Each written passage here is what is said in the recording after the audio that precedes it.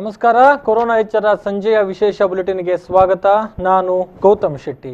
ಇವತ್ತಿನ ಮಟ್ಟಿಗೆ ಬರೋದಿದ್ರೆ ಇವತ್ತು ಅನೇಕ ವಿಚಾರಗಳಿದೆ. ಅಂದ್ರೆ ದಕ್ಷಿಣ ಕನ್ನಡ ಜಿಲ್ಲಾಡಳಿತದ ವಿಚಾರಕ್ಕೆ ಬರೋದಿದ್ರೆ, ಆರೋಗ್ಯದ ವಿಚಾರಕ್ಕೆ ಬರೋದಿದ್ರೆ, ದಕ್ಷಿಣ ಕನ್ನಡ ಜಿಲ್ಲೆಗೆ ಎರಡನೇ ಹಂತದ ಸವಾಲು ಎದುರಾಗಿದೆ ಅನ್ನುವಂಥದ್ದನ್ನ ನಾವು ಗಮನಿಸಬಹುದು. ಅಂದ್ರೆ ಈವರೆಗೆ ನಡೆದಿರುವಂತಹ ಒಂದು ಘಟನೆಗಳು, ಅಂದ್ರೆ ಬಹುಶಃ ಶನಿವಾರದವರೆಗೆ ನಡೆದಿರುವಂತಹ ವಿದ್ಯಮಾನಗಳು, ಶನಿವಾರದ ಬಳಿಕ ನಡೆದಿರುವಂತಹ ವಿದ್ಯಮಾನಗಳು, ಹೀಗೆ ಎರಡು ಭಾಗವಾಗಿ ನಾವು ಪರಿಗಣನೆ ಮಾಡೋದಿದ್ರೆ, ಒಂದು ಹಂತದ ಸವಾಲನ್ನ ಈಗಾಗಲೇ ಯಶಸ್ವಿಯಾಗಿ ದಕ್ಷಿಣ ಕನ್ನಡ ಜಿಲ್ಲಾಡಳಿತ ನಿಭಾಯಿಸಿದೆ. ಆದರೆ ಇದೀಗ ಎರಡನೇ ಹಂತದ ಸವಾಲು ಜಿಲ್ಲಾಡಳಿತಕ್ಕೆ ಎದುರಾಗಿದೆ ಅನ್ನುವಂತಹ ವಿಚಾರವನ್ನ ನಾವು ಗಮನಿಸಬಹುದು. ಯಾವಾಗ ಕೋವಿಡ್-19ಗೆ ದಕ್ಷಿಣ ಕನ್ನಡ ಜಿಲ್ಲೆಯಲ್ಲಿ ಮೊದಲ ಬಲಿಯಾಗುತ್ತೋ ಆವತ್ತಿನಿಂದ ಈಗ ಎರಡನೇ ಹಂತದ ಸವಾಲು, ಚಾಲೆಂಜ್ ಈಗ ದಕ್ಷಿಣ ಕನ್ನಡ ಜಿಲ್ಲಾಡಳಿತಕ್ಕೆ ಎದುರಾಗಿದೆ. ಎರಡನೇ ಹಂತದ ಚಾಲೆಂಜ್ ಅನ್ನ ಕೂಡ ಈಗ ಎದುರಿಸೋದಿಕ್ಕೆ ಜಿಲ್ಲಾಡಳಿತ ಎಲ್ಲಾ ರೀತಿಯಲ್ಲೂ ಸಿದ್ಧತೆಯನ್ನ ಮಾಡಿಕೊಂಡಿದೆ. ಒಂದೊಂದೇ ಕೆಲಸಗಳಾಗ್ತಾ ಇದೆ. ಈಗಾಗಲೇ ನಾವು ಗಮನಿಸಿದ್ದೇವೆ, 8 ಪ್ರದೇಶಗಳು ಈಗಾಗಲೇ ಕಂಟೈನ್ಮೆಂಟ್ ಝೋನ್ಗಳಾಗಿ ಘೋಷಣೆಯಾಗಿದ್ದು, ಅಲ್ಲಿ ಎಲ್ಲಾ ರೀತಿಯ ವಿಚಾರಗಳನ್ನ ಟೋಟಲ್ ಆಗಿ ಸೀಲ್ ಡೌನ್ ಮಾಡಲಾಗಿದೆ.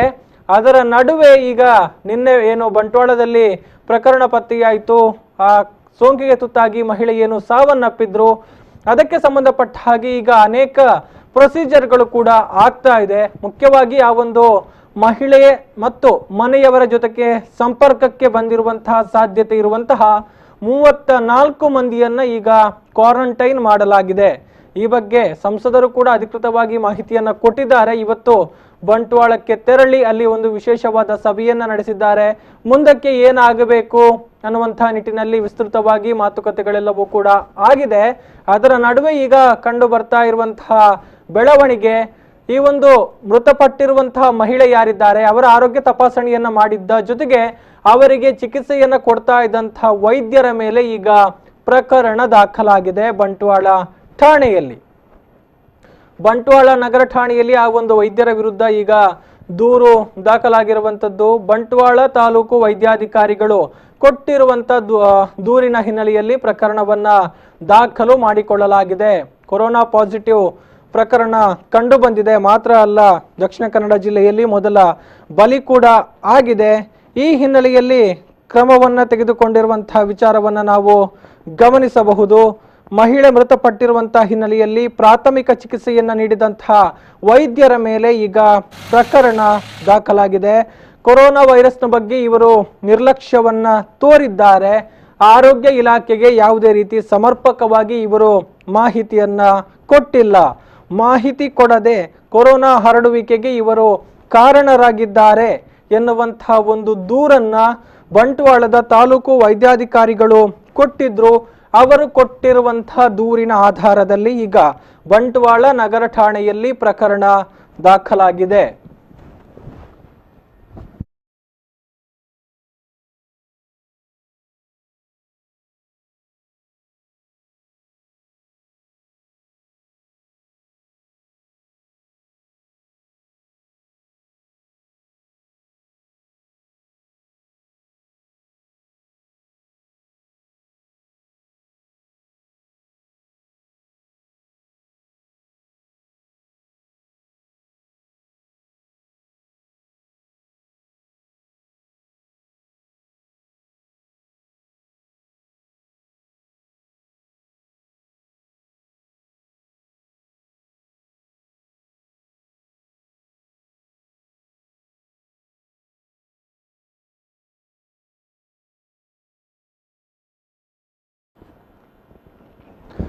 ಈ ಬಗ್ಗೆ ಹೆಚ್ಚಿನ ಡೀಟೇಲ್ಸ್ ಕೊಡ್ತಾರೆ ಪ್ರತಿನಿಧಿ ಸಂದೀಪ್ ಸಾಲ್ಯಾನ್. ಹಲೋ ಸಂದೀಪ್. ಅಂದ್ರೆ ಈ ಒಂದು ಮೃತಪಟ್ಟಿರುವಂತಹ ಮಹಿಳೆ ಯಾರಿದ್ದಾರೆ ಅವರಿಗೆ ಚಿಕಿತ್ಸೆಯನ್ನ ಕೊಟ್ಟಿದ್ದಂತಹ ವೈದ್ಯರ ಮೇಲೆ ಈಗ ಪ್ರಕರಣ ದಾಖಲಾಗಿದೆ ಅನ್ನುವಂತಹ ವಿಚಾರಗಳು. ಅಂದ್ರೆ ಇದನ್ನ ಗಮನಿಸಿದ್ರೆ ನಾವು ಏನು ಆ ಒಂದು ವೈದ್ಯರು ನಿರ್ಲಕ್ಷ್ಯವನ್ನ ತಾಳಿದ್ರು ಅನ್ನುವಂತಹ ಒಂದು ನಿರ್ಧಾರಕ್ಕೆ ಬರಬಹುದಾ, ಹೇಗೆ ಅನ್ನುವಂಥದ್ದಿಲ್ಲ? ಬಂಟ್ವಾಳದಲ್ಲಿ ಒಟ್ಟು ಕೋವಿಡ್-19 ಪ್ರಕರಣಕ್ಕೆ ಸಂಬಂಧಿಸಿದಂತೆ ಈಗಾಗಲೇ ಬಂಟ್ವಾಳ ನಗರ ಪೊಲೀಸ್ ಠಾಣೆಯಲ್ಲಿ 2 ಪ್ರಕರಣ ದಾಖಲಾಗಿದೆ. ಮೊದಲೇದು ತಾವು ಹೇಳಿದ ಹಾಗೆ ಏನು ಈ ನಿನ್ನೆ ಮೃತಪಟ್ಟಿರುವಂತ ಏನು ಮಹಿಳೆ ಇದ್ದಾರೆ, ಇವರಿಗೆ ಪ್ರಾಥಮಿಕ ಚಿಕಿತ್ಸೆ ನೀಡಿದಂತ ಬಂಟ್ವಾಳದ ಖಾಸಗಿ ವೈದ್ಯ, ಇವರೊಂದು ಸ್ತ್ರೀರೋಗ ತಜ್ಞ ಕೂಡ ಆಗಿದ್ದಾರೆ. ಇವರ ಮೇಲೆ ಬಂಟ್ವಾಳದ ತಾಲೂಕು ವೈದ್ಯಾಧಿಕಾರಿ ನೀಡಿದ ದೂರಿನ ಪ್ರಕಾರ ಇವರ ಮೇಲೆ ಬಂಟ್ವಾಳ ನಗರ ಪೊಲೀಸ್ ಠಾಣೆಯಲ್ಲಿ ಪ್ರಕರಣ ದಾಖಲಾಗಿದೆ. ಅಂದ್ರೆ ಈ ಘಟನೆಗೆ ಸಂಬಂಧಿಸಿದಂತೆ ಅಥವಾ ಈ ಮಹಿಳೆ ಅವರ ಬಳಿ ಹೋಗದ ವ್ಯಕ್ತಿಗೆ ಅದಕ್ಕೆ ಈ ಬಗ್ಗೆ ಕೊರೋನಾ ಬಗ್ಗೆ ಯಾವುದೇ ಪೂರ್ವ ಮಾಹಿತಿಯನ್ನು ನೀಡದೆ ಮತ್ತು ಜಿಲ್ಲಾಡಳಿತಕ್ಕೆ ಆಗಲಿ ಅಥವಾ ಸಂಬಂಧಪಟ್ಟವರಿಗೆ ಅವರಿಗೆ ಯಾವುದೇ ರೀತಿಯ ಒಂದು ಮಾಹಿತಿಯನ್ನು ನೀಡದ ಕಾರಣಕ್ಕಾಗಿ ಇವರ ಮೇಲೆ ಪ್ರಕರಣವನ್ನು ದಾಖಲಾಗಿದೆ. ಈಗ ತಾವು ಕೇಳಿದ ಪ್ರಶ್ನೆಯ ರೀತಿಯಲ್ಲಿ ಅಂದ್ರೆ ಈ ನಿರ್ಧಾರಕ್ಕೆ ನಾವು ಬರಲಿಕ್ಕೆ ಸಾಧ್ಯ ಇಲ್ಲ. ಯಾಕಂತ ಹೇಳಿದ್ರೆ ಈ ವೈದ್ಯರು ಏನಿದ್ದಾರೆ ಅಂದ್ರೆ ಈ ಬಂಟ್ವಾಳದಲ್ಲಿ ಕ್ಲಿನಿಕ್ ಅನ್ನು ಹೊಂದಿರುವಂತ ಈ ಖಾಸಗಿ ವೈದ್ಯರು ಏನಿದ್ದಾರೆ ಇವರು ಸ್ತ್ರೀರೋಗ ತಜ್ಞರಾಗಿದ್ರೆ ಸಾಕಷ್ಟು ಮಂದಿ ಪೇಷಂಟ್ಗಳು ಕೂಡ ಇವರ ಬಳಿಗೆ ಬರ್ತಾ ಇದ್ದಾರೆ. ಆದ್ರೆ ಇಲ್ಲಿ ನಿನ್ನೆ ಈ ಮೃತ ಮಹಿಳೆ ಏನಿದ್ದಾರೆ ಇವರು ಅವರ ಬಳಿಗೆ ಅಂದ್ರೆ ವೈದ್ಯರ ಸಲಹೆ ಅಂದ್ರೆ ಬೇರೆ ವೈದ್ಯರ ಸಲಹೆ ಅಂದ್ರೆ ಬಂಟ್ವಾಳದಲ್ಲಿ ಈಗಾಗಲೇ ಕಳೆದ ಹಲವು ಸಂದರ್ಭಗಳಿಂದ ಈ ಖಾಸಗಿ ಕ್ಲಿನಿಕ್ಗಳು ಸಾಕಷ್ಟು ಬಂದಿತ್ತು. ಅಂದ್ರೆ ಈ ಕೊರೋನಾ ವೈರಸ್ನ ಈ ಲಾಕ್ಡೌನ್ ಯಾವಾಗ ಆರಂಭ ಆಗಿತ್ತು ಆ ಬಳಿಕದಿಂದ ಸಾಕಷ್ಟು ಕ್ಲಿನಿಕ್ಗಳು ಬಂದಾಗಿದೆ. ಅಂತ ಸಂದರ್ಭದಲ್ಲೂ ಕೂಡ ಏನು ಈ ಖಾಸಗಿ ವೈದ್ಯರಿದ್ದಾರೆ ಇವರು ತಮ್ಮ ಕ್ಲಿನಿಕ್ ಅನ್ನು ತೆರೆದು ಸೇವೆಯನ್ನು ನೀಡ್ತಾ ಇದ್ದಾರೆ. ಸಾಕಷ್ಟು ಮಂದಿ ಮಹಿಳೆಯರು ಬರೋದು ವಿಶೇಷವಾಗಿ ಗಮನಿಸಬೇಕು ಅಂದ್ರೆ ಗರ್ಭಿಣಿ ಮಹಿಳೆಯರು ಇಲ್ಲಿಗೆ ಬಂದು ಚಿಕಿತ್ಸೆಯನ್ನು ಪಡ್ತಾ ಇದ್ರು. ಆದ್ರೆ ಇವರು ಮಾತ್ರ ಅಲ್ಲ ಅವರು ತಮ್ಮ ಮನೆಯಲ್ಲೂ ಕೂಡ ಇಂಥ ಒಂದು ಅಂದ್ರೆ ರೋಗಿಗಳು ಯಾರಾದ್ರು ಬಂದ್ರೆ ಅವರಿಗೆ ಒಂದು ತನ್ನ ಸೇವೆಯನ್ನು ನೀಡ್ತಾ ಇದ್ರು. ಆದ್ರೆ ನಿನ್ನೆ ಘಟನೆಯಲ್ಲಿ ಅವರ ನಿರ್ಲಕ್ಷ್ಯ ಆಗಿದ ಅಥವಾ ಇಲ್ವಾ ಅವ್ರು ಯಾವ ರೀತಿಯ ಸೂಚನೆಯನ್ನ ಮಹಿಳೆಗೆ ನೀಡಿದ್ದಾರೆ ಅನ್ನುವಂಥದ್ರ ಬಗ್ಗೆ ಇನ್ನಷ್ಟೇ ತನಿಖೆಯಿಂದಷ್ಟೇ ಒಂದು ಮಾಹಿತಿಯನ್ನು ನೀಡಬೇಕಿತ್ತು. ಈ ನೀಡಿದ ನಿರ್ಲಕ್ಷ್ಯ ವಹಿಸಿದ ಕಾರಣಕ್ಕಾಗಿ ಆ ಮಹಿಳೆಯ ಏನು ಸಾವು ಸಂಭವಿಸಿದೆ. ಇದಕ್ಕೆ ಒಂದು ಹಂತದಲ್ಲಿ ಕಾರಣಕ್ಕೂ ಆಗಿರ್ಬೋದು ಅನ್ನೋ ನಿಟ್ಟಿನಲ್ಲಿ ಆ ಮಹಿಳೆಯ ಮೇಲೆ ವೈದ್ಯರ ಮೇಲೆ ಒಂದು ಪ್ರಕರಣ ದಾಖಲಾಗಿರುವಂತದ್ದು ಗೌತಮ್. ಎಸ್, ಅದರ ಜೊತೆಗೆ ಈಗ ವೈದ್ಯರು ಮತ್ತು ಸಿಬ್ಬಂದಿಗಳನ್ನ ಸಹಿತವಾಗಿ ಸುಮಾರು 6 ಮಂದಿಯನ್ನ ಅಂದ್ರೆ ಈ ಒಂದು ವೈದ್ಯಕೀಯ ಕ್ಷೇತ್ರಕ್ಕೆ ಸಂಬಂಧಪಟ್ಟ ಹಾಗೆ ಈಗ ಕ್ವಾರಂಟೈನ್ ಮಾಡಲಾಗಿದೆ ಅನ್ನುವಂತಹ ಮಾಹಿತಿ. ಇನ್ನು ಕ್ಲಿನಿಕ್ಗೆ ಬೇರೆ ರೋಗಿಗಳು ಕೂಡ ಬಂದಿದ್ರ, ಅವರಿಗೆ ಚಿಕಿತ್ಸೆಯನ್ನ ಏನಾದ್ರೂ ಕೊಟ್ಟಿದ್ರ, ಈ ಬಗ್ಗೆ ಏನಾದ್ರೂ ಡೀಟೇಲ್ ಅನ್ನ ಕಲೆ ಹಾಕಲಾಗಿದೆಯಾ ಇದುವರೆಗೆ ಅಂತ? ಈ ಬಗ್ಗೆ ಆಗ ಸಂಸದರ ಸಭೆಯಲ್ಲಿ ಹೇಳಿದಾಗೆ ಅಂದ್ರೆ ಇಲ್ಲಿ ಕೂಡ ಇವರ ಏನು ಕ್ಲಿನಿಕ್ ಇದೆ ಎಲ್ಲಿಗೆ ಬರುವಂತ ಪೇಷಂಟ್ ಗಳನ್ನು ಕೂಡ ಇನ್ನು ಪೇಷಂಟ್ ಗಳು ಯಾರಿದ್ದಾರೆ ಅವರ ಬಗ್ಗೆ ಕೂಡ ಒಂದು ಅವರ ಇದು ಹಿಸ್ಟ್ರಿಯನ್ನು ಕೂಡ ತೆಗಿಬೇಕಾಗ್ತದೆ. ಯಾಕೆಂತ ಹೇಳಿದ್ರೆ ಇಲ್ಲಿ ಬಂಟ್ವಾಳ ತಾಲೂಕಿನಲ್ಲಿ ಈ ಯಾವಾಗ ಲಾಕ್ಡೌನ್ ಆರಂಭ ಆಯ್ತು ಆ ಬಳಿಕದಿಂದ ಒಂದು ಖಾಸಗಿ ಆಸ್ಪತ್ರೆಯಲ್ಲಿ ಕಾರ್ಯನಿರ್ವಹಿಸಿತ್ತು. ಅದರ ಜೊತೆಗೆ ಇವರು ಈಗ ಏನು ಈ ಆರೋಪಕ್ಕೆ ಒಳಗಾಗಿದ್ದಾರೆ ಆ ವೈದ್ಯ ಕೂಡ ತನ್ನ ಕ್ಲಿನಿಕ್ ಅನ್ನು ಬೀಚ್ ರೋಡ್ನ ಹೃದಯ ಭಾಗದಲ್ಲಿರುವಂತ ಒಂದು ಸ್ಥಳದಲ್ಲಿ ಇವರ ಕ್ಲಿನಿಕ್ ಇದೆ, ಅಲ್ಲಿ ತನ್ನ ಸೇವೆಯನ್ನು ನೀಡ್ತಾ ಇದ್ರು. ಸಾಕಷ್ಟು ಮಂದಿ ಇಲ್ಲಿಗೆ ಅಂದ್ರೆ ಇವರು ಸ್ತ್ರೀರೋಗ ತಜ್ಞರಾಗಿದ್ರು, ಸಾಕಷ್ಟು ಮಂದಿ ಗರ್ಭಿಣಿ ಮಹಿಳೆಯರೇ ಬರ್ತಿದ್ರು.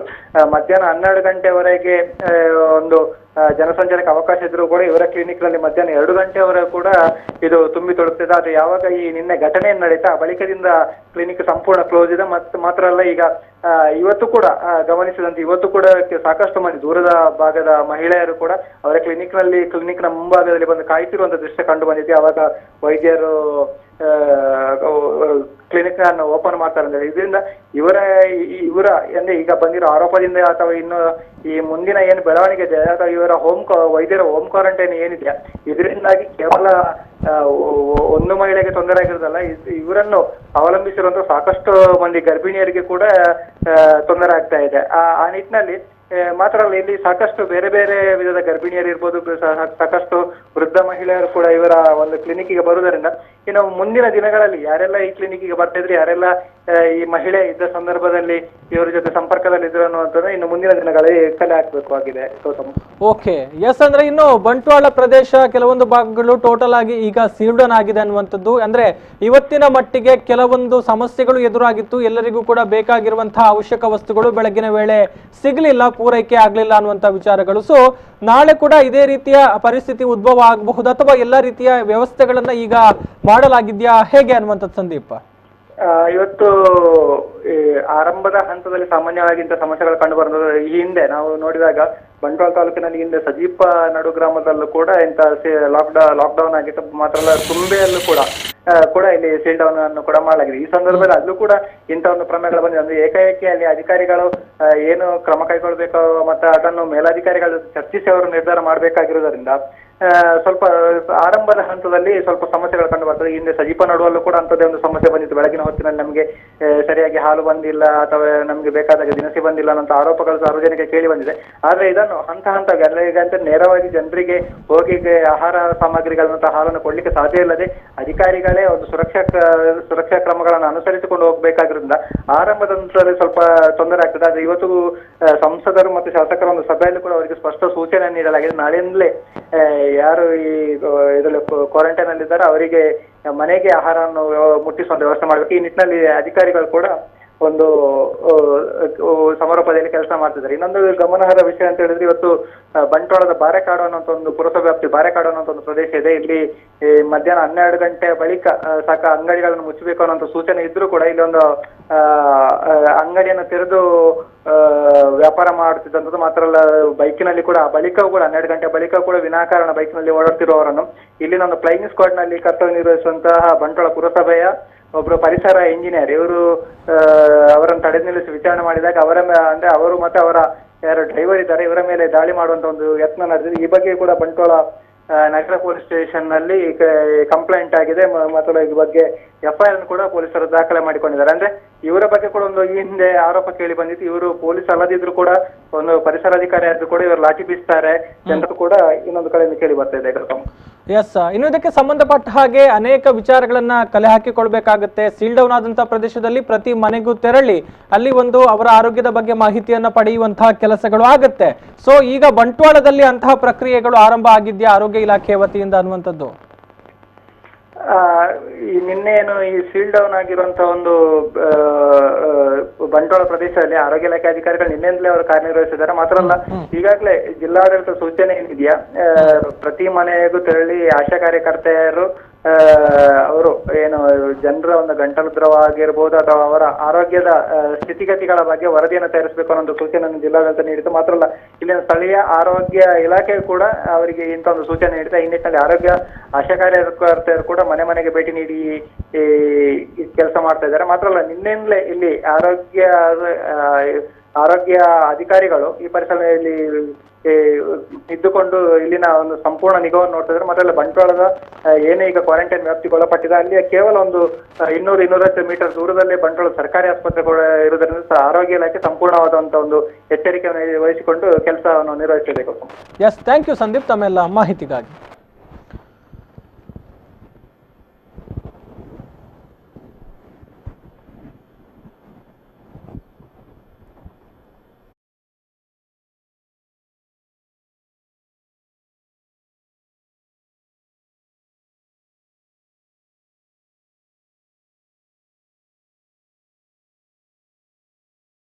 ಕ್ರಮಗಳನ್ನು ತಗೋತಾರೆ.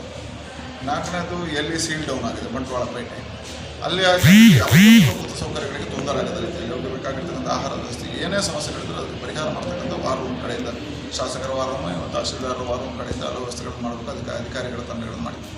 ಇನ್ನು ನಾನು ಬಂದಾಗ ನೋಡ್ತಾ ಬಂದೆ ಮಾರ್ಗದ ಬದಿಯಲ್ಲಿ ಮಾರುಕಟ್ಟೆ ಆಗಿದೆ. ಹಾಗಾಗಿ ಇನ್ನು ಇದರ ನಿಯಂತ್ರಣಕ್ಕೆ ಮಂಗಳೂರಲ್ಲಿ ಮಾಡಿದ ಒಂದು ಪಾಲಿಸಿಯನ್ನು ಇಲ್ಲಿ ತಗೊಳ್ತಾರೆ. ಏನು ಹೇಳಿದ್ರೆ ಮಾರುಕಟ್ಟೆಗಳನ್ನೆಲ್ಲವೂ ಒಂದು ಕೇಂದ್ರೀಕೃತ ಈಗ 3 ಜಾಗವನ್ನು ಐಡೆಂಟಿಫೈ ಮಾಡ್ತಾರೆ. ಬಿಸಿ ರೋಡ್ಗೆ ಒಂದು ಕೇಂದ್ರ, ಮೆಲ್ಕಾರಿಗೆ ಒಂದು ಕೇಂದ್ರ, ಕಲ್ಲಡ್ಕಕ್ಕೆ ಒಂದು ಕೇಂದ್ರ, ಜಾಗವನ್ನು ಬಂಟ್ವಾಳ ಪೇಟೆಗೆ ಒಂದು ಕೇಂದ್ರ. ಈ ಕಡೆಗಳಲ್ಲಿ ಮಾತ್ರ ಒಂದು ಮೈದಾನಲ್ಲೇ ಮಾರಾಟ ಮಾಡಬೇಕು. ಅದಕ್ಕೆ ಬೇಕಾಗಿರ್ತಕ್ಕಂಥ ಎಲ್ಲ ವ್ಯವಸ್ಥೆಯನ್ನು ತಾಲೂಕು ಕಡೆಯಿಂದ ಮಾಡ್ತಾರೆ. ಅಲ್ಲೇ ಮಾರಾಟ ಮಾಡಬೇಕು. ಜನರಿಗೆ ಅಲ್ಲಿ ಸೋಷಿಯಲ್ ಡಿಸ್ಟೆನ್ಸ್ಗೆ ಅವಕಾಶಗಳನ್ನು ಮಾಡಿಕೊಡ್ತದೆ. ಎಲ್ಲವನ್ನು ಮಾಡಿ ತರಕಾರಿ, ಬಾಕುರದ ಹಣ್ಣು, ಹಂಪಲು, ಮೀನು ಎಲ್ಲವೂ ಆ ಮಾರ್ಕೆಟ್ನೊಳಗೆ ಇರಬೇಕು. ಸೊ ಈಗಿರುವಂಥ ಅಂಗಡಿಗಳ ಬಾಗಿಲಲ್ಲಿ ಮಾರಾಟ ಮಾಡುವಾಗಿಲ್ಲ. ದಿನಸಿ ಅಂಗಡಿ ಅಂತ ಎಲ್ಲಿದೆ, ಎಲ್ಲಿ ಪರ್ಮಿಷನ್ ಆಗಿದೆ ಅಲ್ಲಿ ದಿನಸಿ ಸಾಮಗ್ರಿಗಳು ಮಾತ್ರ ಮಾರಾಟ ಮಾಡಬೇಕು. ಬಾಕಿ ಯಾವುದೇ ಸಾಮಗ್ರಿಗಳನ್ನು ಮಾರಾಟ ಮಾಡಿದರೂ ಅವ್ರ ಮೇಲೆ ಶಿಸ್ತು ಕ್ರಮಗಳನ್ನು ತಗೊಳ್ಳಿಕ್ಕೆ ತಹಶೀಲ್ದಾರ್ಗೆ ಹೇಳಿದ್ದೇವೆ. ನಾವು ಅಂಥ ಅಂಗಡಿಗಳ ಲೈಸೆನ್ಸ್ ರದ್ದು ಮಾಡಲಿಕ್ಕೆ ಹೇಳಿದ್ದೇವೆ. ತರಕಾರಿ ಅಂಗಡಿಯಲ್ಲಿ ತರಕಾರಿ ಮಾತ್ರ ಮಾರಬೇಕು, ಅವರಿಗೂ ಅಷ್ಟೇ ಆದೇಶಗಳನ್ನು ಕೊಡಲಾಗ್ತದೆ. ಹಾಗಾಗಿ ಮಾರುಕಟ್ಟೆಗಳ ನಿಯಂತ್ರಣ ಮಾಡ್ತಕ್ಕಂಥ ಕೆಲಸ ಮತ್ತು ಬಾಕುರದ ದಿನಸಿ ಅಂಗಡಿಗಳನ್ನು ಈಗ ಇದ್ದಾಗಿ ಅವಕಾಶಕ್ಕೆ ತಿರುಗುವಂಥದ್ದು ಇದಕ್ಕೆಲ್ಲ ನಿಯಂತ್ರಣ ಕಡಿವಾಣಾತ್ಮಕ ಅವಶ್ಯಕತೆ ಇದೆ. ಸ್ವಲ್ಪ ದಿನದ ಮಟ್ಟಿಗೆ ಇದೆಲ್ಲವನ್ನು ಬಂಟ್ವಾಳದ ಮಾಡುವಂಥದ್ದು ಮಾಡ್ತಾರೆ. ಈಗಾಗಲೇ ನಿನ್ನೆಯ ಪ್ರಕರಣಕ್ಕೆ ಸಂಬಂಧಪಟ್ಟ 28 ಜನ ಕ್ವಾರಂಟೈನಲ್ಲಿದ್ದಾರೆ. ಅವರ ಪ್ರೈಮರಿ ಇದರಲ್ಲಿ ತೊಗೊಂಡಿದ್ದಾರೆ. ಅವರ ಸಂಬಂಧಿಕರು, ಅಣ್ಣ, ಗಂಡ, ತಮ್ಮಂದಿರು ಎಲ್ಲರನ್ನು ತೊಗೊಂಡೋಗಿ 28 ಜನರನ್ನು ಹಾಕಿದೆ. 6 ಜನ ಡಾಕ್ಟ್ರುಗಳು, ಪ್ಯಾರಾಮೆಡಿಕಲ್ ಸ್ಟಾಫ್ ಎಲ್ಲ ಸೇರಿ 6 ಜನರು ಅಲ್ಲಿದ್ದಾರೆ. ಅವರಿಗೆ ಟ್ರೀಟ್ಮೆಂಟ್ ಕೊಟ್ಟಿರ್ತಕ್ಕಂಥ, ಹಿಂದೆ ಟ್ರೀಟ್ಮೆಂಟ್ ಕೊಟ್ಟಿರ್ತಕ್ಕಂಥ ಖಾಸಗಿ ಡಾಕ್ಟ್ರು ಅವರನ್ನು ಕ್ವಾರಂಟೈನ್ಗೆ ಹಾಕಿದೆ. ಹೀಗಾಗಿ ಸುಮಾರು 28+8 36 ಜನ ಬಂಟ್ವಾಳದವರು ಕ್ವಾರಂಟೈನಲ್ಲಿದೆ. ಒಂದು ಸಣ್ಣ ಸಮಸ್ಯೆಗಳು ನಮ್ಮ ಕೇರ್ಲೆಸ್ಸಿಂದ ಆದಂತಹ ಸಮಸ್ಯೆಗಳಿದ್ದಾವೆ. ಅದಕ್ಕೋಸ್ಕರ ಎಲ್ರಿಗೂ ನಾವು ಪ್ರಾರ್ಥನೆ ಮಾಡ್ತಕ್ಕಂಥದ್ದು ಏನು ಸಾಮಾಜಿಕ ಅಂತರ ಕಾಯ್ದುಕೊಳ್ಳಿ. ಸಮಸ್ಯೆಗಳು ಇದೆಯೋ ಇಲ್ಲೋ ಒಂದು ಸರ್ ಟೆಸ್ಟ್ ಮಾಡಿಸಿ, ಏನಾಗುತ್ತಿಲ್ಲ. ಇದು ಸಹಜ ಮಾನವನಿಗೆ ಬರ್ತಕ್ಕಂಥ ರೋಗ, ಇದಕ್ಕೆ ಭಯಪಡುವಂಥ ಅವಶ್ಯಕತೆ ಇಲ್ಲ. ನಾವು ಎಚ್ಚರಿಕೆ ತೊಗೊಂಡ್ರೆ ಆಯಿತು. ಹಾಗಾಗಿ ನಾವು ನಮ್ಮನ್ನೇ ಟೆಸ್ಟ್ ಮಾಡಿದರೆ ಏನು ತಪ್ಪಿಲ್ಲ. ಹಾಗಾಗಿ ಸಂಶಯಗಳು ಬಂದಾಗಲೇ ಟೆಸ್ಟ್ ಮಾಡಿಸಿ ಹೋಗಿ, ಏನಾಗೋದಿಲ್ಲ. ಅದೇನು ಭಾಳ ಆರೋಪ ಅಲ್ಲ, ಅದು ಇದಲ್ಲ, ಏನು ಭಾಳ HIV ಎಲ್ಲ ಬಂದರೆ ಬೇರೆ ಇದು ಅಂಥದ್ದೇನಿಲ್ಲ. ವೈರಸ್ ಯಾರಿಗೂ ಬರ್ಬೋದು. ಪ್ರಧಾನಮಂತ್ರಿಗಳಿಗೆ, ಯಾವುದೋ ದೇಶದ ಪ್ರಧಾನಮಂತ್ರಿಗಳಿಗೆ ಬಂದಿದೆ, ಬ್ರಿಟನ್ನ ಪ್ರಧಾನಮಂತ್ರಿಗೆ ಬಂದಿದೆ ಅಂತ ಹೇಳಿದ್ರೆ ವೈರಸ್ಗೆ ಇಲ್ಲ ಜಾತಿ ಮತ ಧರ್ಮ ಯಾವುದೂ ಇಲ್ಲ. ಹಾಗಾಗಿ ಎಲ್ಲರೂ ತಾವಾಗಿ ಈ ಕಾನೂನನ್ನು ಪಾಲನೆ ಮಾಡಬೇಕು ಅಂತ ಅಪೇಕ್ಷೆ ಇದೆ. ಆ ನಿಟ್ಟಿನಲ್ಲಿ ಇವತ್ತು ಅಧಿಕಾರಿಗಳ ಸಭೆ ಮಾಡಿದ್ದು, ಇಲ್ಲಿಗೆ ಏನಾರು ಬೇಕಾ ಎಲ್ಲ ವ್ಯವಸ್ಥೆ ಅಧಿಕಾರಿಗಳ ಮುಖಾಂತರ ಶಾಸಕರು ಮಾಡಿಸಿದ್ದಾರೆ. ಶಾಸಕರು ನಿರಂತರವಾಗಿ ಇಲ್ಲಿ ಮೊನ್ನೆ ಲಾಕ್ಡೌನ್ ಆದಮೇಲೆ ಬಂಟ್ವಾಳದ ಎಲ್ಲ ಗ್ರಾಮಗಳಿಗೆ ಹೋಗಿದ್ದಾರೆ. ಟೀಮ್ ಟಾಸ್ಕ್ ಫೋರ್ಸ್ ಮೀಟಿಂಗ್ ಕರೆದಿದ್ದಾರೆ ಅಧಿಕಾರಿಗಳಿಗೆ. ಈಗಾಗಲೇ ನನಗೆ ಭಾಳ ಖುಷಿ ಇದೆ. ಇಲ್ಲಿ ಫುಡ್ ಆ್ಯಂಡ್ ಸಿವಿಲ್ನವರು ಶಾಸಕರ ಆದೇಶದ ಮೇಲೆ ಪ್ರತಿ ಮನೆಗೂ ಆಹಾರ ಪೂರೈಕೆ ಆಗಿದೆ. ಒಂದು ರೌಂಡ್ ಎಲ್ಲ ಪೂರೈಕೆಗಳಾಗಿದೆ. ಯಾರಿಗೆ BPL APL ಇಲ್ಲ.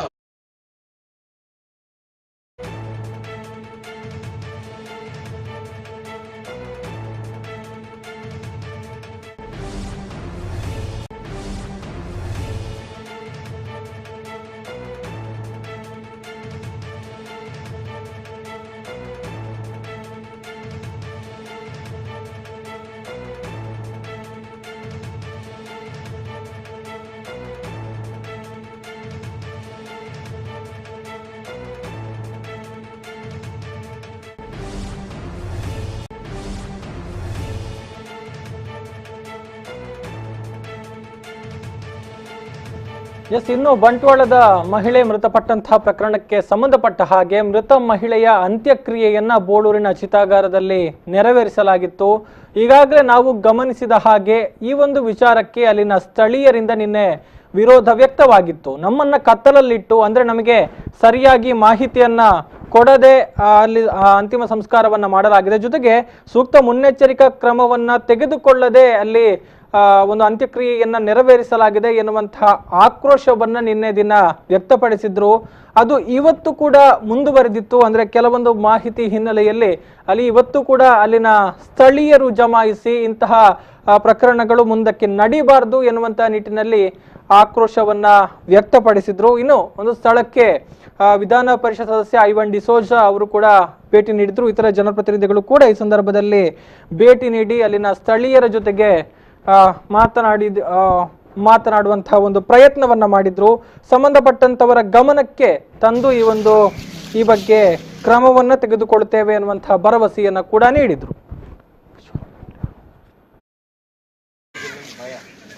ಇವತ್ತು ಮುಂದೆ ಬರ್ತಾರೆ ಅಂತ ಅದಕ್ಕೆ ನಾವು ಪತ್ರ ಬರ್ತಿದ್ದೀವಿ ಅಂತ ನಾನು ಹೇಳಿದ್ದೀನಿ. ಜಿಲ್ಲಾಧಿಕಾರಿ ಅಥವಾ ಗಮನಕ್ಕೆ ತಂದಿದ್ದೀನಿ ಅಂತ ಹೇಳಿದ್ದೀನಿ. ಎಲ್ಲರಿಗೆ ಒಂದು ನಾಲೆಜ್ ಬೇಕು ಅಂತ ಅದಕ್ಕೆ ನಾವು ವ್ಯವಸ್ಥೆ ಮಾಡ್ತೀವಿ. ಇಲ್ಲಿ ಎಲ್ಲ ಒಟ್ಟಿಗೆ ಸೇರಿದ್ರೆ ಪರ್ಪಸ್ ಸಾಲ್ವ್ ಆಗಲ್ಲ. ಇಷ್ಟು ದಿವಸ ನಾವು ಇದ್ದು ನಿಮ್ಮ ಮನೆಗೆ ಅವರವರ ಇದಕ್ಕೆ ಕ್ಯಾಂಪಿಗೆ ತಂದು ನಿಮಗೆ ವೈದ್ಯಕೀಯ ಅಥವಾ ಇದರ ಬಗ್ಗೆ ಹೆಚ್ಚಿನ ಮಾಹಿತಿ ಕೊಡುವ ಬಗ್ಗೆ ಬೇಕೆಂದು ಕೇಳಬೇಕು. ವ್ಯವಸ್ಥೆ ಮಾಡ್ತೀನಿ ಅಂತ ಹೇಳ್ತೀವಿ. ಈಗ ಸರ್ ಎಲ್ಲ 5,000 ಜನ ಇದ್ದಾರೆ. ಸ್ವಲ್ಪ ದೂರ ನಿಲ್ಬೇಕು. ಸ್ವತಃ ಐವನ್ ಡಿಸೋಜಾ ಅವರು ಈಗ ನಮ್ಮ ಜೊತೆಗೆ ನೇರ ಸಂಪರ್ಕದಲ್ಲಿದ್ದಾರೆ. ಸರ್ ನಮಸ್ತೆ. ನಮಸ್ತೆ. ಎಸ್ ಸರ್, ಅಂದ್ರೆ ಏನು ಈ ಒಂದು ಗೊಂದಲ ಅನ್ನುವಂಥದ್ದು? ಅಂದ್ರೆ ನಿನ್ನೆ ಅಂತ್ಯಕ್ರಿಯೆ ನಡೆಯುವಂತ ಸಂದರ್ಭದಲ್ಲೂ ಕೂಡ ಸಾರ್ವಜನಿಕರು ನಮಗೆ ಸೂಕ್ತ ಮಾಹಿತಿ ಕೊಟ್ಟಿಲ್ಲ ಎನ್ನುವಂತಹ ಕಾರಣಕ್ಕಾಗಿ ಅಲ್ಲಿ ಆಕ್ರೋಶವನ್ನ ವ್ಯಕ್ತಪಡಿಸಿದ್ರು. ಇವತ್ತು ಕೂಡ ಮುಂದುವರೆದಿದೆ. ಸೊ ತಾವು ಗಮನಿಸಿದ ಹಾಗೆ ಅಲ್ಲಿ ಇರುವಂತಹ ಸಮಸ್ಯೆಗಳೇನು ಅನ್ನುವಂಥದ್ದು? ಈಗ ನಾನು ಅಲ್ಲಿ ಭೇಟಿ ಕೊಟ್ಟಿದ್ದೆ ಇವತ್ತು. ಸುಮಾರು 3 ಗಂಟೆಯಿಂದ ನನಗೆ ಸತತವಾಗಿ ಅವರು ಕರೆ ಮಾಡ್ತಾ ಇದ್ರು. ಇಲ್ಲಿ ಬನ್ನಿ, ನಮ್ಗೆ ಸ್ವಲ್ಪ ಸಮಸ್ಯೆ ಇದೆ. ಇಲ್ಲಿ ನಿನ್ನೆ ಹೆಣವನ್ನ ಎಲೆಕ್ಟ್ರಿಕ್ ಇದನ್ನು ಸುಡಲಾಗಿದೆ. ನಮಗೆ ಇಲ್ಲಿ ಅದನ್ನ ಡಿಸ್ಇನ್ಫೆಕ್ಟ್ ಮಾಡ್ಲಿಕ್ಕೆ ಬರ್ತೇನೆ ಅಂತ ಹೇಳಿದ್ದಾರೆ, ಮಾಡ್ಲಿಲ್ಲ. ಹಾಗಾಗಿ ನಾವು ಸ್ವಲ್ಪ ತೊಂದರೆಯಲ್ಲಿದ್ದೇವೆ ಅಂತ ಹೇಳಿದ್ರು. ಮತ್ತೊಂದು ವ್ಯಕ್ತಿ ತೀರಿ ಹೋಗಿದ್ದಾರೆ, ಮತ್ತೆ ಅವರು ಇಲ್ಲಿ ತಗೊಂಡ್ ಬರ್ತಾರೆ. ನಮಗೆ ಇಲ್ಲಿ ಸಮಸ್ಯೆ ಆಗ್ತದೆ, ನಾವು ಬದುಕಬೇಕು, ನಮ್ಗೆ ಅದರಿಂದ ತೊಂದರೆ ಇದೆಯಾ ಅಂತ ಹೇಳಿ ಅವರಿಗೆ ಸ್ವಲ್ಪ ಮಾಹಿತಿ ಕೊರತೆ ಇತ್ತು. ಅದಕ್ಕಾಗಿ ನಾನು ಸುಮಾರು ಒಂದು 5:30-6 ಗಂಟೆ ಹೊತ್ತಿಗೆ ಅಲ್ಲಿ ಹೋಗಿದ್ದೆ. ಹೋಗಿದ್ದಾಗ ಸುಮಾರು 400 ಜನ ಸೇರಿದ್ರು. ಅವ್ರಿಗೆ ಕನ್ವಿನ್ಸ್ ಮಾಡಿದ್ದೇನೆ ಇದು ಆಕಸ್ಮಿಕವಾಗಿ ನಡೆದ ಘಟನೆ ಮತ್ತು WHO ನಿರ್ಣಯದ ಪ್ರಕಾರ ಅವರವರ ಗೈಡ್ಲೈನ್ಸ್ ಪ್ರಕಾರ ನಿಯರೆಸ್ಟ್ ಇರುವಂತಹ ಯಾವುದೇ ಒಂದು ಎಲೆಕ್ಟ್ರಿಕ್ ಚಿತಾಗ್ರಹಕ್ಕೆ ಅವರು ಕೊಂಡೋಗ್ಬೇಕು ಮತ್ತು ಅಲ್ಲಿ ಅವರ ಅಂತ್ಯಕ್ರಿಯೆ ನಡೆಸಬೇಕು ಮತ್ತೆ ಅದನ್ನು ಅಧಿಕಾರಿಗಳೇ ನಡೆಸಬೇಕು ಅಂತೇಳಿ ಇರುವುದರಿಂದ ಈ ರೀತಿ ಆಗಿದೆ. ನೀವು ಇದನ್ನು ಎದುರಬೇಕಾದಂತ ಅವಶ್ಯಕತೆ ಇಲ್ಲ. ಇದರಿಂದ ಏನಾದ್ರೂ ನಿಮ್ಗೆ ಕೋವಿಡ್ ಅಥವಾ ಕೊರೋನಾ ಇನ್ಫೆಕ್ಟ್ ಆಗ್ತದೆ ಅಂತ ಹೇಳೋದ್ರಲ್ಲಿ ಯಾವುದೇ ನೀವು ಅನುಮಾನ ಪಡಬೇಕಾಗಿಲ್ಲ. ಅನೇಕ ಡಾಕ್ಟರ್ಸ್ಗಳು, ವೈದ್ಯರುಗಳು, ಡಾಕ್ಟರ್ಸ್ ಮತ್ತು ನರ್ಸಸ್ ಮತ್ತು ಸ್ಟಾಫ್ ಅಥವಾ ಸರ್ಕಾರಿ ಅಧಿಕಾರಿಗಳು, ಪೊಲೀಸರು ಇದರಲ್ಲೆಲ್ಲ ಇನ್ವಾಲ್ವ್ ಆಗಿದ್ದಾರೆ. ಅವರು ಸಾವಿರಾರು ಮಂದಿ ಇರುವಾಗ ನೀವೇ ತಲೆಬಿಸಿಕೊಳ್ತೀರಿ, ನೀವೇನು ಅದು ಎದುರ್ಬೇಕಾಗಿಲ್ಲ, ನಾವು ಇದ್ದೇವೆ. ಅದನ್ನು ಡಿಸ್ಇನ್ಫೆಕ್ಟ್ ಮಾಡ್ಲಿಕ್ಕೆ ನಾವು ಏನ್ ಬೇಕಾ ಆ ಕ್ರಮ ತಗೊಳ್ತೇವೆ, ನೀವೇನು ತಗೊಂಡು ಹೋಗ್ಬೇಕಾ, ನೀವೇನು ಹೆದರ್ಬೇಕಾದ ಅವಶ್ಯಕತೆ ಇಲ್ಲ ಅಂತ ಹೇಳಿದನ್ನು ನಾವು ಕನ್ವಿನ್ಸ್ ಮಾಡಿ ಮಾಡಿದ ಮೇಲೆ ಅವರು ಸ್ಥಳೀಯ ಶಾಸಕರು ಕೂಡ ಬಂದ್ರು.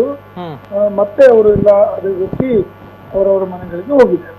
ಓಕೆ, ಅಂದ್ರೆ ಅಲ್ಲಿ ಈ ರೀತಿ ಅಂತ್ಯಕ್ರಿಯೆ ಮಾಡೋದ್ರಿಂದ ಯಾವುದೇ ರೀತಿಯ ಅಪಾಯ ಇಲ್ಲ, ಅಂದ್ರೆ ಸಾರ್ವಜನಿಕರು ಆತಂಕಕ್ಕೆ ಒಳಗಾಗೋದ್ರಲ್ಲಿ ಯಾವುದೇ ಪ್ರಮುಖ ವಿಚಾರಗಳಿಲ್ಲ ಅನ್ನುವಂಥದ್ದನ್ನ ತಾವು ಮನವರಿಕೆ ಮಾಡಿದ್ದೀರಿ? ನಾನು ಅವರಿಗೆ ಮನವರಿಕೆ ಮಾಡಿದ್ದೆ. ಅದು ಉದ್ದೇಶ ಏನು ಅಂತ ಹೇಳಿದ್ರೆ ನಿಯಮದ ಪ್ರಕಾರ ಮಾಡಿದ್ದಾರೆ ಹೊರತು ಬೇರೆ ಏನು ಅಧಿಕಾರಿಗಳು ಇಲ್ಲೇ ಮಾಡ್ಬೇಕು. ಅವರು ಇಲ್ಲಿ ಅವರು ಎಲ್ಲಿ ಬಂಡವಾಳದ ಮಹಿಳೆ ತಿಂದು ಹೋಗಿರ್ತಕ್ಕಂಥದ್ದು, ಅವ್ರನ್ನ ಇಲ್ಲಿ ತರಬೇಕಾದ ಅವಶ್ಯಕತೆ ಬೇರೆಯವರಿಗೆ ಯಾರಿಗೂ ಇರುವುದಿಲ್ಲ.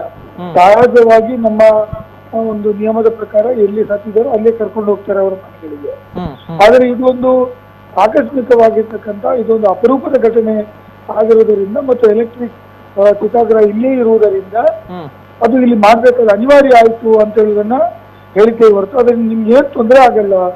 ಮತ್ತೆ ಅದರಲ್ಲಿ ಕೆಲವರು ಬೂದಿಕೊಂಡು ಹೋಗ್ತಾರೆ, ಅದ್ರ ಎಲುಬು ಕೊಂಡೋಗಿ ನೀರಿಗೆ ಬಿಡ್ತಾರೆ, ಅದು ಇದು ಅಂತ ಹೇಳಿ ಅವರಿಗೆ ಸ್ವಲ್ಪ ವಾಟ್ಸಪ್ಗಳಲ್ಲಿ ಸ್ವಲ್ಪ ಅನುಮಾನ ಇತ್ತು. ಅದರ ಬಗ್ಗೆ ಕೂಡ ನಾವು ಕ್ಲಾರಿಫೈ ಮಾಡಿದ್ದೇವೆ. ಇಂಥ ಯಾವುದೇ ಘಟನೆಗಳು ನಡೆಯುವುದಿಲ್ಲ, ಹಾಗಾಗಿ ನೀವೇನು ಹೆದರಬೇಕಾದಂತ ಅನಿವಾರ್ಯತೆ ಇಲ್ಲ ಅಂತ ಹೇಳುವುದನ್ನು ನಾವು ಹೇಳಿದ್ವಿ. ಓಕೆ, ಅಂದ್ರೆ ಜನರಿಗೆ ಈ ಬಗ್ಗೆ ಸೂಕ್ತ ಅರಿವು ಇಲ್ಲದಿರುವಂತದ್ದು, ಜಾಗೃತಿ ಇಲ್ಲದಿರುವಂತದ್ದು ಈ ಒಂದು ವಿಚಾರಕ್ಕೆ ಕಾರಣ ಅನ್ನುವಂಥದ್ದನ್ನ ನಾವು ಗಮನಿಸಬಹುದು. ಇದು ದಕ್ಷಿಣ ಕನ್ನಡ ಜಿಲ್ಲೆಯಲ್ಲಿ ಇದು ಪ್ರಥಮವಾದಂತಹ ಒಂದು ಘಟನೆ. ನಮ್ಮ ಜಿಲ್ಲೆಯಲ್ಲಿ ಎಲ್ಲಿಯೂ ಕೂಡ ಎಂದೂ ಯಾವುದೇ ಘಟನೆ ಸಾಗಿ ಯಾರಾದ್ರೂ ತೀರಿ ಹೋಗಿದ್ರು, ಫೈರಿಂಗ್ ಇರಬಹುದು, ಬೇರೆ ಬೇರೆ ಯಾವುದೇ ಘಟನೆ ತೀರಿ ಹೋಗಿದ್ರು ಕೂಡ ಅದು ಅವರವರ ಹುಟ್ಟಿದ ಊರಿಗೆ ಅಥವಾ ಅವ್ರ ಮನೆ ಇರುವಂತಹ ಊರಿನ ಹತ್ತಿರದ ಚಿತಾಗ್ರಹಕ್ಕೆ ಅಥವಾ ಸ್ಮಶಾನಕ್ಕೆ ಕೊಂಡೋಗ್ತಾರೆ ಹೊರತು ಇಂಥ ಘಟನೆಗಳು ಆಗಿರಲಿಲ್ಲ. ಇವರು ಹಿಂದೂ ಸಮುದಾಯಕ್ಕೆ ಸೇರಿದ ಕಾರಣಕ್ಕಾಗಿ ಅಲ್ಲಿ ಅವರ ಬೋಳೂರಿನಲ್ಲಿ ಇರತಕ್ಕಂತಹ ಚಿತಾಗ್ರಹಕ್ಕೆ ಕೊಂಡೋಗ್ಬೇಕಾದ ಅನಿವಾರ್ಯತೆ ಇತ್ತು, ಅಲ್ಲಿ ಕೊಂಡೋಗಿದ್ದಾರೆ. ಮತ್ತು ಅದು WHO ವರ್ಲ್ಡ್ ಹೆಲ್ತ್ ಸೆಂಟರ್ ಇದರ ಆರ್ಗನೈಸೇಷನ್ ಅವರ ನಿಯಮದ ಪ್ರಕಾರ ಕೂಡ ಮಾಡಬೇಕಾದ ಅನಿವಾರ್ಯತೆ ಇತ್ತು. ಇದು ನಿಯಮ ಮೀರಿಯೇನು ಮಾಡಿಲ್ಲ. ಹಾಗಾಗಿ ಈ ರೀತಿ ಆಗಿದೆ ಅಂತ ನಾವು ಕನ್ವಿನ್ಸ್ ಮಾಡಿದ್ದೇವೆ. ಅವರು ಒಪ್ಪಿಕೊಂಡಿದ್ದಾರೆ. ಅವ್ರ ಒಂದು ಬೇಡಿಕೆ ಇದೆ, ಮತ್ತೊಮ್ಮೆ ಅಂತದ್ದು ಆದಾಗ ನಮ್ಮಲ್ಲಿ ತರಬೇಡಿ ಅಂತ ಹೇಳುವುದನ್ನು ಹೇಳಿದ್ದಾರೆ. ಈ ಬಗ್ಗೆ ನಾವು ನಾಳೆ ಸಭೆ ಇದೆ, ಮುನ್ಸಿಪಾಲಿಟಿ ಮಂತ್ರಿಗಳ ಹತ್ರ ಬೆಂಗಳೂರು ಹೋಗಿದ್ದಾರೆ. ನಾವು ಬಂದೆ ಅವ್ರ ಜೊತೆ ಕನ್ವಿನ್ಸ್ ಮಾಡಿ ಈ ವಿಚಾರ ತಿಳಿಸ್ತೇವೆ ಅಂತೇಳಿ ನಾನು ಸ್ಥಳೀಯ ಶಾಸಕರಾಗಿರ್ತಕ್ಕಂಥ ವೇದವಾಸ ಕಾಮತ್ ಅವರು ಮತ್ತು ಆ ಭಾಗದ ಕಾರ್ಪೊರೇಟ್ ಅವರು ಸೇರಿ ನಾವು ಹೇಳಿದ್ವಿ. ಅದಕ್ಕೆ ಅವರು ಒಪ್ಪಿಕೊಂಡಿದ್ವಿ. ಧನ್ಯವಾದಗಳು ಸರ್ ನಮ್ಮ ಜೊತೆಗೆ ಮಾತಿಗೆ ಸಿಕ್ಕಿದ್ದಕ್ಕಾಗಿ. ಈ ಒಂದು ಗೊಂದಲ ಅಥವಾ ಸ್ಥಳೀಯರಲ್ಲಿದ್ದಂತಹ ಒಂದು ಮಾಹಿತಿ ಜನರ ಆತಂಕಕ್ಕೆ ಕಾರಣವಾಗಿತ್ತು. ಹೀಗಾಗಿ ನಮ್ಮ ಒಂದು ಸಮಸ್ಯೆ ಇದೆ, ಇದಕ್ಕೆ ಸ್ಪಂದಿಸಬೇಕು ಅನ್ನುವಂಥ ನಿಟ್ಟಿನಲ್ಲಿ ಆಗ್ರಹಗಳು ವ್ಯಕ್ತವಾಗಿತ್ತು. ಇದೀಗ ಆ ಸ್ಥಳಕ್ಕೆ ತೆರಳಿದಂತಹ ಜನಪ್ರತಿನಿಧಿಗಳು ಜನರಲ್ಲಿದ್ದಂತಹ ಭಯ ಮತ್ತು ಗೊಂದಲವನ್ನ ದೂರ ಮಾಡುವಂತಹ ಕೆಲಸವನ್ನ ಮಾಡಿದ್ದಾರೆ. ಅಂದ್ರೆ ಅಲ್ಲಿ ಎಲ್ಲವನ್ನು ಕೂಡ ನಿಯಮ ಪ್ರಕಾರವೇ ಮಾಡಿದ್ದಾರೆ. ಆದರೆ ಇದೊಂದು ಮೊದಲ ಪ್ರಕರಣ ಈ ರೀತಿ ನಡೆದಿರುವಂತದ್ದು ಆಗಿರೋದ್ರಿಂದ ಕೆಲವೊಂದು ಗೊಂದಲಗಳು ಅಲ್ಲಿ ಉಂಟಾಗಿದೆ. ಸೊ ಮುಂದಿನ ದಿನಗಳಲ್ಲಿ ಈ ರೀತಿ ಆಗದ ಹಾಗೆ ನಾವು ಸಂಬಂಧಪಟ್ಟವರ ಜೊತೆಗೆ ಮಾತನಾಡ್ತೇವೆ ಅನ್ನುವಂತಹ ಒಂದು ಭರವಸೆಯನ್ನ ಅಲ್ಲಿನ ಜನರಿಗೆ ನೀಡಿ ಅಲ್ಲಿ ಜನರಲ್ಲಿ ಇದ್ದಂತಹ ಒಂದು ಆತಂಕವನ್ನ ದೂರದೇಶವನ್ನ ಡಿಸ್ಇನ್ಫೆಕ್ಟೆಂಟ್ ಮಾಡಬೇಕು, ಅಂದ್ರೆ ಸೋಂಕು ನಿವಾರಕವನ್ನ ಅಲ್ಲಿ ಸಿಂಪಡಣೆ ಮಾಡಬೇಕು ಎನ್ನುವಂತಹ ಆಗ್ರಹಗಳು. ಸೊ ಆ ನಿಟ್ಟಿನಲ್ಲಿ ಕೂಡ ಸಂಬಂಧಪಟ್ಟವರ ಜೊತೆಗೆ ಮಾತನಾಡ್ತೇವೆ, ಈ ಮೂಲಕ ಜನರಲ್ಲಿರುವಂತಹ ಗೊಂದಲವನ್ನ ನಿವಾರಣೆ ಮಾಡ್ತೇವೆ ಎನ್ನುವಂತಹ ಮಾತುಗಳನ್ನ ಈಗ ವಿಧಾನ ಪರಿಷತ್ ಸದಸ್ಯ ಐವನ್ ಡಿಸೋಜಾ ಅವರು ನಮ್ಮ ಜೊತೆಗೆ ಹಂಚಿಕೊಂಡಿದ್ದಾರೆ.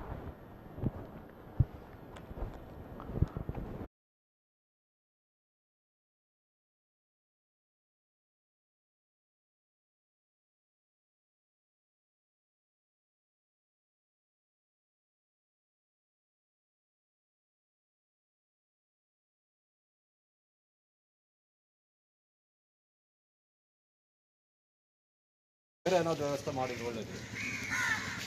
ಈಗ ನಾನು ತುಂಬ ಹೊತ್ತು ಕಳೆಯೋದು ಬೇಡ, ಯಾಕೆಂದರೆ ನೀವು ರಸ್ತೆಯಲ್ಲಿ ತುಂಬ ಹೊತ್ತು ಇರಬಾರ್ದು. ಲಾಕ್ಡೌನ್ ಆಗಿದೆ ಮತ್ತು ಆರೋಗ್ಯಕ್ಕೂ ತೊಂದರೆ ಇದೆ.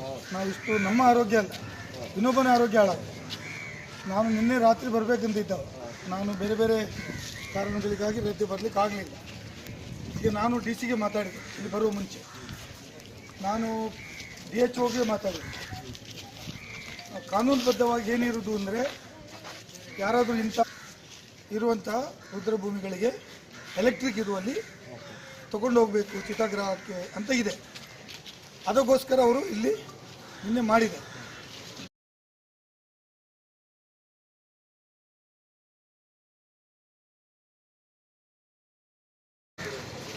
ತಲೆಯಲ್ಲಿ ಏನಿದೆ ಅಂದರೆ, ಇವತ್ತು ಆ ಹೆಂಗಸು ಯಾರು ಆಸ್ಪತ್ರೆಯಲ್ಲಿ ಇತ್ತು ಅವರು ರಿಕವರ್ ಆಗ್ತಿದ್ದಾರೆ. She bin recovery. ಓಕೆ, ನೀವು ಯಾರಾದರೂ ಸುಳ್ಳು ಸುದ್ದಿ ಅಂತ ಏನು ಭಾವಿಸೋದು ಬೇಡ. ನಾನು ವೆರಿಫೈ ಮಾಡಿ ಬಂದಿದ್ದೆ, ಶಿ ಇಸ್ ರಿಕವರಿ. ನೀವು ಹೇಳಿದ ವಿಚಾರ ನಾನು ಇಲಾಖೆ ಗಮನಕ್ಕೆ ತರ್ತೀನಿ. ಆಯಿತಾ? ನಿಮಗೆ ಈಗ ಬೇಕಾಗಿರೋದು ನಾಳೆ ನಿಮಗೇನು ಪುನಃ ತರ್ತಾರ ಅಂತ ಹೆದರಿಕೆ ನೋಡ್ತಾರೆ. ನಾಟಕ ತರ್ತಾರ ಅಂತ ನಿಮಗೆ ಮತ್ತೆ ಹೆದರಿಕೆ ಬಿಟ್ಟರೆ ನಿಮ್ದು ಬೇರೆ ಏನಿಲ್ಲ ಅಲ್ವಾ? ಈಗ ಇವತ್ತು ಅದಕ್ಕೆ ಇನ್ನು ಇದೇ ವಿಚಾರಕ್ಕೆ ಸಂಬಂಧಪಟ್ಟ ಹಾಗೆ ನಮ್ಮ ಜೊತೆಗೆ ಮಾತನಾಡುವುದಕ್ಕೆ ಮಂಗಳೂರು ನಗರ ದಕ್ಷಿಣ ಕ್ಷೇತ್ರದ ಶಾಸಕರಾಗಿರುವಂತಹ ಡಿ ವೇದವ್ಯಾಸ್ ಕಾಮತ್ ಅವರು ನೇರ ಸಂಪರ್ಕದಲ್ಲಿದ್ದಾರೆ. ಸರ್ ನಮಸ್ತೆ. ಹಲೋ, ನಮಸ್ಕಾರ ಸರ್ ಧ್ವನಿ ಕೇಳಿಸ್ತಾ ಇದೆಯಾ? ಅದು ಕೇಳ್ತಾ ಇರೋದು ಕೇಳ್ತಾ ಹೇಳಿ. ಎಸ್ ಅಂದ್ರೆ ಇವತ್ತು ಬೋಳೂರಿನ ಒಂದು ಚಿತಾಗಾರಕ್ಕೆ ಸಂಬಂಧಪಟ್ಟ ಹಾಗೆ ಏನು ನಿನ್ನೆ ಮೃತ ಮಹಿಳೆಯ ಒಂದು ಅಲ್ಲಿ ಅಂತಿಮ ಸಂಸ್ಕಾರ ನಡೆದಿತ್ತು, ಅದಕ್ಕೆ ಸಂಬಂಧಪಟ್ಟ ಹಾಗೆ ಕೆಲವೊಂದು ಗೊಂದಲಗಳಿತ್ತು, ಜನರಲ್ಲಿ ಆತಂಕ ಕೂಡ ಇತ್ತು. ತಾವು ಭೇಟಿ ಕೊಟ್ಟಿದ್ದೀರಿ, ಅವರ ಒಂದು ಗೊಂದಲವನ್ನ ನಿವಾರಿಸುವಂತ ಪ್ರಯತ್ನಗಳಾಗಿದೆ. ಸೊ ಆಕ್ಚುಯಲ್ ಆಗಿ ತಾವು ಗಮನಿಸಿದ ಹಾಗೆ ಏನಾಗಿತ್ತು ಅನ್ನುವಂಥದ್ದಲ್ಲಿ ಆಕ್ಚುಲಿ ಏನಂತ ಹೇಳಿದ್ರೆ, ನಿನ್ನೆ ಬಂಟ್ವಾಳದ ಮಹಿಳೆ ಏನು ಮೃತಪಟ್ಟಿದ್ದು ಅದನ್ನ ಬೋಳೂರಿನ ಚಿತಾಗಾರದ ಅದನ್ನ ಇದು ಮಾಡಿತ್ತು ಅಂತ ಹೇಳೋ ದೃಷ್ಟಿಯಲ್ಲಿ ವಾಟ್ಸಪ್ ನಲ್ಲಿ ಮತ್ತು ಜಾಲತಾಣದಲ್ಲಿ ಬಹಳಷ್ಟು ಹರಿದಾಡ್ತಾ ಇತ್ತು. ಆ ಪ್ರಕಾರ ಅಲ್ಲಿಯ ಸಾರ್ವಜನಿಕರು ಆ ರೀತಿಯ ಚಿತಾಗಾರದಲ್ಲಿ ಎಲೆಕ್ಟ್ರಿಕಲ್ ಚಿತಾಗಾರ ಬೋಳೂರಿನಲ್ಲಿ ಅಂತ್ಯಕ್ರಿಯೆಯನ್ನು ಮಾಡಿದ್ದಲ್ಲಿ ಅದು ನಮಗೆ ಮುಂದಿನ ದಿನಗಳಲ್ಲಿ ತೊಂದರೆ ಆಗ್ತದೆ, ನಮಗೆ ಕೂಡ ಕೊರೋನಾ ಹಬ್ಬುತ್ತದೆ ಅಂತ ಹೇಳುವಂತ ರೀತಿಯಲ್ಲಿ ವಾಟ್ಸಪ್ ಮತ್ತು ಬೇರೆ ಬೇರೆ ಸಾಮಾಜಿಕದಲ್ಲಿದ್ರು. ಜನರು ಸ್ವಲ್ಪ ಇದನ್ನ ಬಹಳಷ್ಟು ಸೀರಿಯಸ್ ಆಗಿ ಟೆನ್ಷನ್ ನಲ್ಲಿದ್ರು. ನಾನು ಅಲ್ಲಿಗೆ ಹೋದಾಗ ಸರಿಸುಮಾರು 200 ಜನರು ಸೇರಿದ್ರು. ಅವರೆಲ್ಲರೂ ಸ್ವಲ್ಪ ಟೆನ್ಷನ್ ಅಲ್ಲಿ ಇದ್ದಾಗ ಅವರಿಗೆ ಮಾಹಿತಿಯನ್ನ ಕೊಟ್ಟು ಈ ರೀತಿಯ ವಾತಾವರಣಗಳಾಗಿದ್ದಲ್ಲಿ ಯಾವುದೇ ರೀತಿಯ ಕುಂದುಕೊರತೆ ಸಾರ್ವಜನಿಕವಾಗಿ ನಿಮ್ಗೆ ಯಾವುದು ಆಗುವುದಿಲ್ಲ ಅಂತ ಹೇಳುವಂತ ಅವರಿಗೆ ಹೇಳುವಂತ ಕೆಲಸ ಕಾರ್ಯಗಳನ್ನ ಶಾಸಕನಾಗಿ ನನ್ನ ಜವಾಬ್ದಾರಿಯನ್ನ ಮಾಡಿದ್ದೇನೆ. ಅವರಿಗೆ ಅದೆಲ್ಲ ಈ ಚಿತಾಗಾರದ ಬೋಳೂರು ಸ್ಮಶಾನದ ಹತ್ರ ಒಂದು 200 ಜನರು ಸೇರಿದ್ರು. ಮತ್ತೆ ಅವರಿಗೆಲ್ಲ ವಿಷಯಗಳನ್ನ ಮಾಹಿತಿಗಳನ್ನು ಕೊಟ್ಟ ನಂತರ ಅವರು ಎಲ್ಲಾ ರೀತಿಯ ಒಪ್ಪಿಕೊಳ್ಳುವಂತ ಮಾತುಗಳಾಯ್ತು. ಆದ್ರೂ ಕೂಡ ಕೊನೆಯದಾಗಿ ಅವರು ಇನ್ನು ಮುಂದೆ ಯಾವುದೇ ರೀತಿಯ ಘಟನಾವೊಂದರಲ್ಲಿ ಬೋಳೂರು ಸ್ಮಶಾನಕ್ಕೆ ಮಾತ್ರ ತರದ ರೀತಿಯಲ್ಲಿ ತಾವುಗಳು ನೋಡ್ಬೇಕು ಅಂತ ಹೇಳುವಂತ ಮಾತನ್ನ ಹೇಳಿದ್ರು. ಬೇರೆ ಒಂದು ಮಾತನ್ನ ಅವರಿಗೆ ಹೇಳಿದ್ದೇನೆ. WHO ಸ್ಟ್ಯಾಂಡರ್ಡ್ ಪ್ರಕಾರ ಯಾವುದೇ ರೀತಿಯ ಕೊರೋನಾದ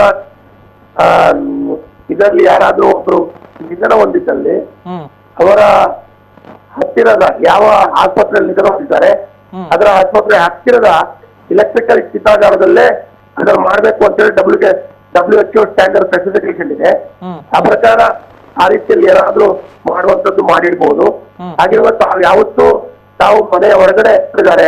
ಹಾಗೆ ನಾನೀಗ ಈ ಮಾಧ್ಯಮದ ಮುಖಾಂತರ ಒಂದೇ ಒಂದು ಮಾತನ್ನ ಸಾರ್ವಜನಿಕರಿಗೆ ಹೇಳ್ತೇನೆ. ಏನು ಅಂತ ಹೇಳಿದ್ರೆ, ಈ ರೀತಿಯ ತಪ್ಪು ಅಭಿಪ್ರಾಯವನ್ನ ಯಾರೇ ಕೂಡ ವಾಟ್ಸಪ್ ಇರ್ಬೋದು, ಫೇಸ್ಬುಕ್ ನಲ್ಲಿ ಹಾಕದೆ ತಪ್ಪು ಅಭಿಪ್ರಾಯ ಬಗ್ಗೆ ಏನಾದ್ರೂ ಮಾಹಿತಿಗಳಿದ್ರೆ, ನಮಗೆ ಏನಾದ್ರೂ ಡೌಟ್ಗಳಿದ್ದಲ್ಲಿ ಎಲ್ಲರಿರ್ಬೋದು ನಮ್ಮ ಶಾಸಕರ ಹತ್ರ ಇಲ್ಲ ಜನಪ್ರತಿನಿಧಿಗಳ ಹತ್ರ ಕೇಳ್ಕೊಳ್ಳಿ. ಯಾಕೆ ಅಂತ ಹೇಳಿದ್ರೆ ನಮ್ಮ ಮಂಗಳೂರು ಜನತೆಗೆ ತೊಂದರೆ ಆಗುವಂತ ಯಾವುದೇ ರೀತಿಯ ನಿರ್ಣಯ ತಗೊಳ್ಳಿಕ್ಕೆ ಶಾಸಕನಾಗಿ ನಾನು ಬಿಡುವುದಿಲ್ಲ ಅಂತ ಹೇಳುವಂತ ಮಾತನ್ನ ಕೂಡ ಈ ಸಂದರ್ಭದಲ್ಲಿ ನಾನು ಹೇಳ್ತೇನೆ. ಎಸ್ ಧನ್ಯವಾದಗಳು ಸರ್, ನಮ್ಮ ಜೊತೆಗೆ ಮಾತಿಗೆ ಸಿಕ್ಕಿದ್ದಕ್ಕಾಗಿ. ಜೊತೆಗೆ ಈ ಒಂದು ಗೊಂದಲ ಏನಿತ್ತು, ಆತಂಕ ಏನಿತ್ತು, ಅದನ್ನು ನಿವಾರಿಸುವಂತ ನಿಟ್ಟಿನಲ್ಲಿ ತಾವು ಮಾಡಿರುವಂತಹ ಪ್ರಯತ್ನಗಳು ಬಹುಶಃ ಜನಪ್ರತಿನಿಧಿಗಳ ನೆಲೆಯಲ್ಲೇ ತಾವು ಮಾಡಿರುವಂತಹ ಪ್ರಯತ್ನ ಇದು. ಜನರಲ್ಲಿರುವಂತಹ ತಪ್ಪು ಕಲ್ಪನೆಗಳು ಅಥವಾ ಮಾಹಿತಿಗಳನ್ನ ಅದನ್ನು ಒಂದು ನಿವಾರಿಸುವಂಥ ನಿಟ್ಟಿನಲ್ಲಿ ಅದು ಅತಿ ಅಗತ್ಯವಾಗಿ ಆಗಬೇಕಾಗಿರುವಂತಹ ಕೆಲಸಗಳು. ಜನತೆ ಈ ರೀತಿ ಅನೇಕ ಸಂದರ್ಭಗಳಲ್ಲಿ ಸುಳ್ಳು ಮಾಹಿತಿಗಳನ್ನು ನಂಬಿ ಅದರಿಂದ ಆತಂಕಕ್ಕೆ ಒಳಗಾಗುವಂಥದ್ದು ಇತ್ಯಾದಿಗಳೆಲ್ಲವೂ ಕೂಡ ನಾವು ನಿರಂತರವಾಗಿ ನೋಡಿಕೊಂಡು ಬರ್ತಾ ಇದ್ದೇವೆ. ಬಹುಶಃ ಇಬ್ಬರು ಜನಪ್ರತಿನಿಧಿಗಳು ಇಲ್ಲಿ ಒಂದು ಉತ್ತಮವಾದ ಕೆಲಸವನ್ನು ಮಾಡಿದ್ದಾರೆ. ಜನರಲ್ಲಿ ಅರಿವು ಜೊತೆಗೆ ಜಾಗೃತಿ ಜೊತೆಗೆ ನಿಜ ವಿಚಾರಗಳು ಏನು ಅನ್ನುವಂಥದ್ದನ್ನು ತಿಳಿ ಹೇಳುವಂಥ ಪ್ರಯತ್ನವನ್ನು ಮಾಡಿದ್ದಾರೆ. ಇದಕ್ಕೆ ನಿಜಕ್ಕೂ ಇವರನ್ನು ಕೂಡ ನಾವು ಅಭಿನಂದಿಸಬೇಕಾಗುತ್ತೆ.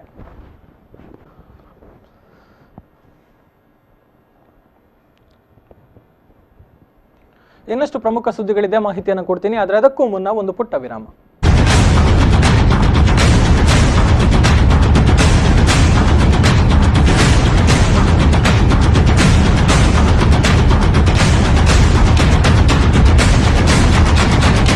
ಮಾಡಿ ಲೊಕೇಶನ್ ಶೇರಿಂಗ್ ಮತ್ತು ಬ್ಲೂಟೂತ್ ಅನ್ನು ಯಾವಾಗಲೂ ಆನ್ ನಲ್ಲಿ ಇಡಿ. ಒಂದು ವೇಳೆ ದೃಢಪಟ್ಟ ಕೊರೋನಾ ಸೋಂಕಿತ ವ್ಯಕ್ತಿ ತಮ್ಮ ಸಮೀಪಕ್ಕೆ ಬಂದಲ್ಲಿ ನಿಮ್ಮ ಫೋನ್ ಮುನ್ನೆಚ್ಚರಿಕೆ ನೀಡುತ್ತದೆ. ಇದರಿಂದ ನೀವು ಸುರಕ್ಷಿತ ಅಂತರ ಕಾಯ್ದುಕೊಳ್ಳಬಹುದು. 13 ಭಾಷೆಗಳಲ್ಲಿ ಲಭ್ಯವಿರುವ ಈ ಆಪ್ನಲ್ಲಿ ಕೊರೋನಾ ಸೋಂಕನ್ನು ತಡೆಯಲು ಹಲವಾರು ಮಾಹಿತಿಯನ್ನು ಸಹ ಪಡೆಯಬಹುದು. ಇದಲ್ಲದೆ ರಾಜ್ಯ ಸರ್ಕಾರ ವಾಟ್ಸ್ಆಪ್ನಲ್ಲಿ ಕೊರೋನಾ ಸಹಾಯ ವೇದಿಕೆ ತೆರೆದಿದ್ದು, ನಾಗರಿಕರು ಸಂದೇಶ ಕಳಿಸಿ ಕರ್ನಾಟಕದ ಇತ್ತೀಚಿನ ಮತ್ತು ಅಧಿಕೃತ ಮಾಹಿತಿಗಳನ್ನು ಪಡೆಯಬಹುದು. ಮಾನ್ಯ ಪ್ರಧಾನಮಂತ್ರಿಗಳು ನಿರ್ದೇಶನದಂತೆ ತಾವೆಲ್ಲರೂ ಆರೋಗ್ಯ ಸೇತು ಆಪ್ ಬಳಸಿ ಸುರಕ್ಷಿತ ಅಂತರ ಮತ್ತು ಸಲಹೆಗಳನ್ನು ಪಾಲಿಸಿ. ಇದಲ್ಲದೆ ಸ್ತನ ಬಾಯಿ ಕ್ಯಾನ್ಸರ್ಗಳು ಅತೀವ ಪ್ರಮಾಣದಲ್ಲಿ ಕಂಡುಬರುತ್ತಿವೆ. ಗರ್ಭಕೋಶದ ಕ್ಯಾನ್ಸರ್ ತಡೆಗಟ್ಟಲು 21 ರಿಂದ 65 ವರ್ಷ ವಯಸ್ಸಿನ ಎಲ್ಲ ಮದುವೆಯಾದ ಮಹಿಳೆಯರು ಪ್ರತಿ 3 ವರ್ಷಕ್ಕೊಮ್ಮೆ ಪ್ಯಾಪ್ ಟೆಸ್ಟ್ ಮಾಡಿಸಿಕೊಳ್ಳಬೇಕು. ಸ್ತನ ಕ್ಯಾನ್ಸರ್ ಅನ್ನು ತಡೆಗಟ್ಟಲು ಸ್ವಯಂ ಸ್ತನದ ಪರೀಕ್ಷೆ ಹಾಗೂ ವೈದ್ಯರಿಂದ ಸ್ತನದ ಪರೀಕ್ಷೆ ಮಾಡಿಸುವುದು ಮತ್ತು 50 ವರ್ಷ ವಯಸ್ಸಿನ ನಂತರ ವರ್ಷಕ್ಕೆ 1 ಬಾರಿ ಮ್ಯಾಮೋಗ್ರಫಿ ಟೆಸ್ಟ್ ಮಾಡಿಸಿಕೊಳ್ಳಬೇಕು. ಬಾಯಿಯ ಕ್ಯಾನ್ಸರ್, ಧೂಮಪಾನ ಮತ್ತು ತಂಬಾಕು ಜಗಿಯುವುದು ಈ ಕ್ಯಾನ್ಸರ್ಗೆ ಕಾರಣ. ಬೇಗನೆ ಪತ್ತೆ ಉತ್ತಮ ಅವಕಾಶವಿದೆ. ಹೆಚ್ಚಿನ ಮಾಹಿತಿಗಾಗಿ ಹತ್ತಿರದ ಆರೋಗ್ಯ ಕೇಂದ್ರವನ್ನು ಸಂಪರ್ಕಿಸಿ. ಪ್ರಕಟಣೆ ಜಿಲ್ಲಾ ಎನ್ಸಿಡಿ ಕೋಶ ಆರೋಗ್ಯ ಮತ್ತು ಕ್ರಮಗಳನ್ನು ಕೈಗೊಳ್ತಾ ಇದ್ದೀವಿ. ಯಾರ್ಯಾರು ಫಾರಿನ್ ಟ್ರಾವೆಲ್ ಹಿಸ್ಟ್ರಿ ಇದ್ರೋ ಅವರು ಪ್ರತಿಯೊಬ್ಬರು ಮನೆಗೆ ಹೋಗಿ ಅವರ ಆರೋಗ್ಯವನ್ನು ವಿಚಾರಿಸಿ ಪ್ರತಿಯೊಬ್ಬರಿಗೆ ಫೋನ್ ಮಾಡಿ ಅವ್ರ ಕ್ವಾರಂಟೈನ್ನ ಕಂಪ್ಲೀಟ್ ಆಗಿ ಟ್ರ್ಯಾಕ್ ಮಾಡುವಂಥ ಎಲ್ಲ ಕ್ರಮಗಳನ್ನು ನಾವು ಕೈಗೊಂಡಿದ್ದೀವಿ. ಅನೇಕ ಬಾರಿ ಕೂಡ ಮನವಿ ಮಾಡಿದ್ದೀವಿ ಸಾರ್ವಜನಿಕರಲ್ಲಿ, ಏನು ಅಂದರೆ ನಿಮ್ದೇನಾದರೂ ಫಾರಿನ್ ಟ್ರಾವೆಲ್ ಹಿಸ್ಟ್ರಿ ಇದ್ದು ಅದು ಕೈ ತಪ್ಪು ಹೋಗಿದೆ ನಮಗೆ ಇನ್ಫಾರ್ಮ್ ಮಾಡಿ ಅಂತ. ಎರಡನೇದಾಗಿ ನಿಮ್ಗೆ ಯಾವ್ದಾದ್ರು ಕೋವಿಡ್ ರಿಲೇಟೆಡ್ ಸಿಂಪ್ಟಮ್ಸ್ ಅಂದರೆ ಜ್ವರ ಇರ್ಬೋದು, ಕೆಮ್ಮಿರ್ಬೋದು, ಗಂಟಲು ನೋವು ಇರ್ಬೋದು, ಅಥವಾ ಬ್ರೆತ್ಲೆಸ್ನೆಸ್ ಇರ್ಬೋದು, ಈ ರೀತಿ ಯಾವ್ದಾದ್ರು ತೊಂದರೆ ಬಂತು ಅಂದರೆ ಇಮಿಡಿಯೇಟಾಗಿ ಮೆಡಿಕಲ್ ಇಂಟರ್ವೆನ್ಷನ್ ಸೀಕ್ ಮಾಡಿ ಅಂತ ಹೇಳಿದ್ದೀವಿ ನಾವು. ಆದರೆ ನಾವು ಇವಾಗ ಏನು ನೋಡ್ತಾ ಇದ್ದೀವಿ ಅಂದರೆ ಹಲವಾರು ಜನ ಸೆಲ್ಫ್ ಮೆಡಿಕೇಶನ್ ಮಾಡ್ಕೊಳ್ಳೋದು, ಏನಾದರೂ ಜ್ವರ ಅಂತ ಬಂದರೆ ಇಮಿಡಿಯೇಟ್ ಆಗಿ ತಿಳಿಸ್ದೇ ಇರೋದು ಅಥವಾ ಲೋಕಲಿ ಎಲ್ಲಾದರೂ ಟ್ರೀಟ್ಮೆಂಟ್ ತೊಗೊಳ್ಳೋದು, ಈ ರೀತಿ ಮಾಡ್ತಾ ಇದ್ದೀರಾ. ದಯವಿಟ್ಟು ಯಾವುದೇ ಕೋವಿಡ್ ರಿಲೇಟೆಡ್ ಸಿಂಪ್ಟಮ್ಸ್ ಬಂದರೂ ಕೂಡ ಫೀವರ್ ಕ್ಲಿನಿಕ್ಗಳಿಗೆ ಮಾತ್ರ ನೀವು ತೋರಿಸ್ಬೇಕಾಗತ್ತೆ. ಈಗಾಗಲೇ ಹೇಳಿರೋ ಹಾಗೆ ಫೀವರ್ ಕ್ಲಿನಿಕ್ಸ್ ನಮ್ದೆಲ್ಲ ಮೆಡಿಕಲ್ ಕಾಲೇಜಸ್ಸಲ್ಲಿದೆ, ಎಲ್ಲ ತಾಲೂಕ್ ಆಸ್ಪತ್ರೆಗಳಲ್ಲಿದೆ, ಮತ್ತು ನಮ್ಮ ವೆನ್ಲಾಕಲ್ಲೂ ಕೂಡ ಇದೆ. ಮತ್ತೊಮ್ಮೆ ನಾನು ಮನವಿ ಮಾಡ್ತೀನಿ, ಯಾವುದೇ ರೀತಿ ಸಿಂಪ್ಟಮ್ಸ್ ಬಂದರೂ ನೀವು ಫೀವರ್ ಕ್ಲಿನಿಕ್ಗೆ ತೋರಿಸ್ಬೇಕಾಗತ್ತೆ. ಯಾವುದೇ ರೀತಿ ಸಿಂಪ್ಟಮ್ಸ್ ಬಂದರೂ ದಯವಿಟ್ಟು ಕಾಯಬೇಡಿ, ಅದನ್ನು ಇಮಿಡಿಯೇಟಾಗಿ ವೈದ್ಯಾಧಿಕಾರಿಗಳ ಗಮನಕ್ಕೆ ತನ್ನಿ. ಎಷ್ಟು ಬೇಗ ನೀವು ಜಿಲ್ಲಾಡಳಿತಕ್ಕೆ ಈ ಇನ್ಫಾರ್ಮೇಷನ್ ಕೊಡ್ತೀರೋ ಅಷ್ಟು ಬೇಗ ಅದನ್ನು ಟ್ರೀಟ್ಮೆಂಟ್ ಮಾಡಿ ಕ್ಯೂರ್ ಮಾಡ್ಬೋದಾಗುತ್ತೆ. ಈಗಾಗಲೇ ನಿಮ್ಗೆ ತಿಳಿದಿರೋ ಹಾಗೆ ಅನೇಕ ರೀತಿಯ ಕ್ರಮ ಕೈಗೊಂಡಿದ್ರಿಂದಾನೇ 12 ಜನ ಯಾರು ಬಂದಿದ್ರು ಅವರೆಲ್ಲ ಟ್ರೀಟ್ಮೆಂಟ್ ತಗೊಂಡು ಗುಣಮುಖರಾಗಿ ಹೋಗಿದ್ದಾರೆ. ಇಲ್ಲಿ ತನಕ ಸಾರ್ವಜನಿಕರಿಂದ ತುಂಬಾ ಸಹಕಾರ ನೀಡಿದೆ. ಆದರೆ ಈಗ ಇನ್ನೂ ಜಾಗರೂಕರಾಗಿರುವಂತಹ ಒಂದು ಸಮಯ ಬಂದಿದೆ. ಕೋವಿಡ್-19 ಹರಡದೇ ಇರೋ ಹಾಗೆ ನೋಡ್ಕೊಳ್ಳೋದು ನಮ್ಮೆಲ್ಲರ ಸಾಮಾಜಿಕ ಕರ್ತವ್ಯವಾಗಿದೆ. ಆದ್ದರಿಂದ ಎಲ್ಲರೂ ಈ ಕರ್ತವ್ಯವನ್ನು ಪಾಲಿಸಬೇಕು ಅಂತ ನಾನು ಮತ್ತೊಮ್ಮೆ ಕೋರ್ಕೊಳ್ತೀನಿ.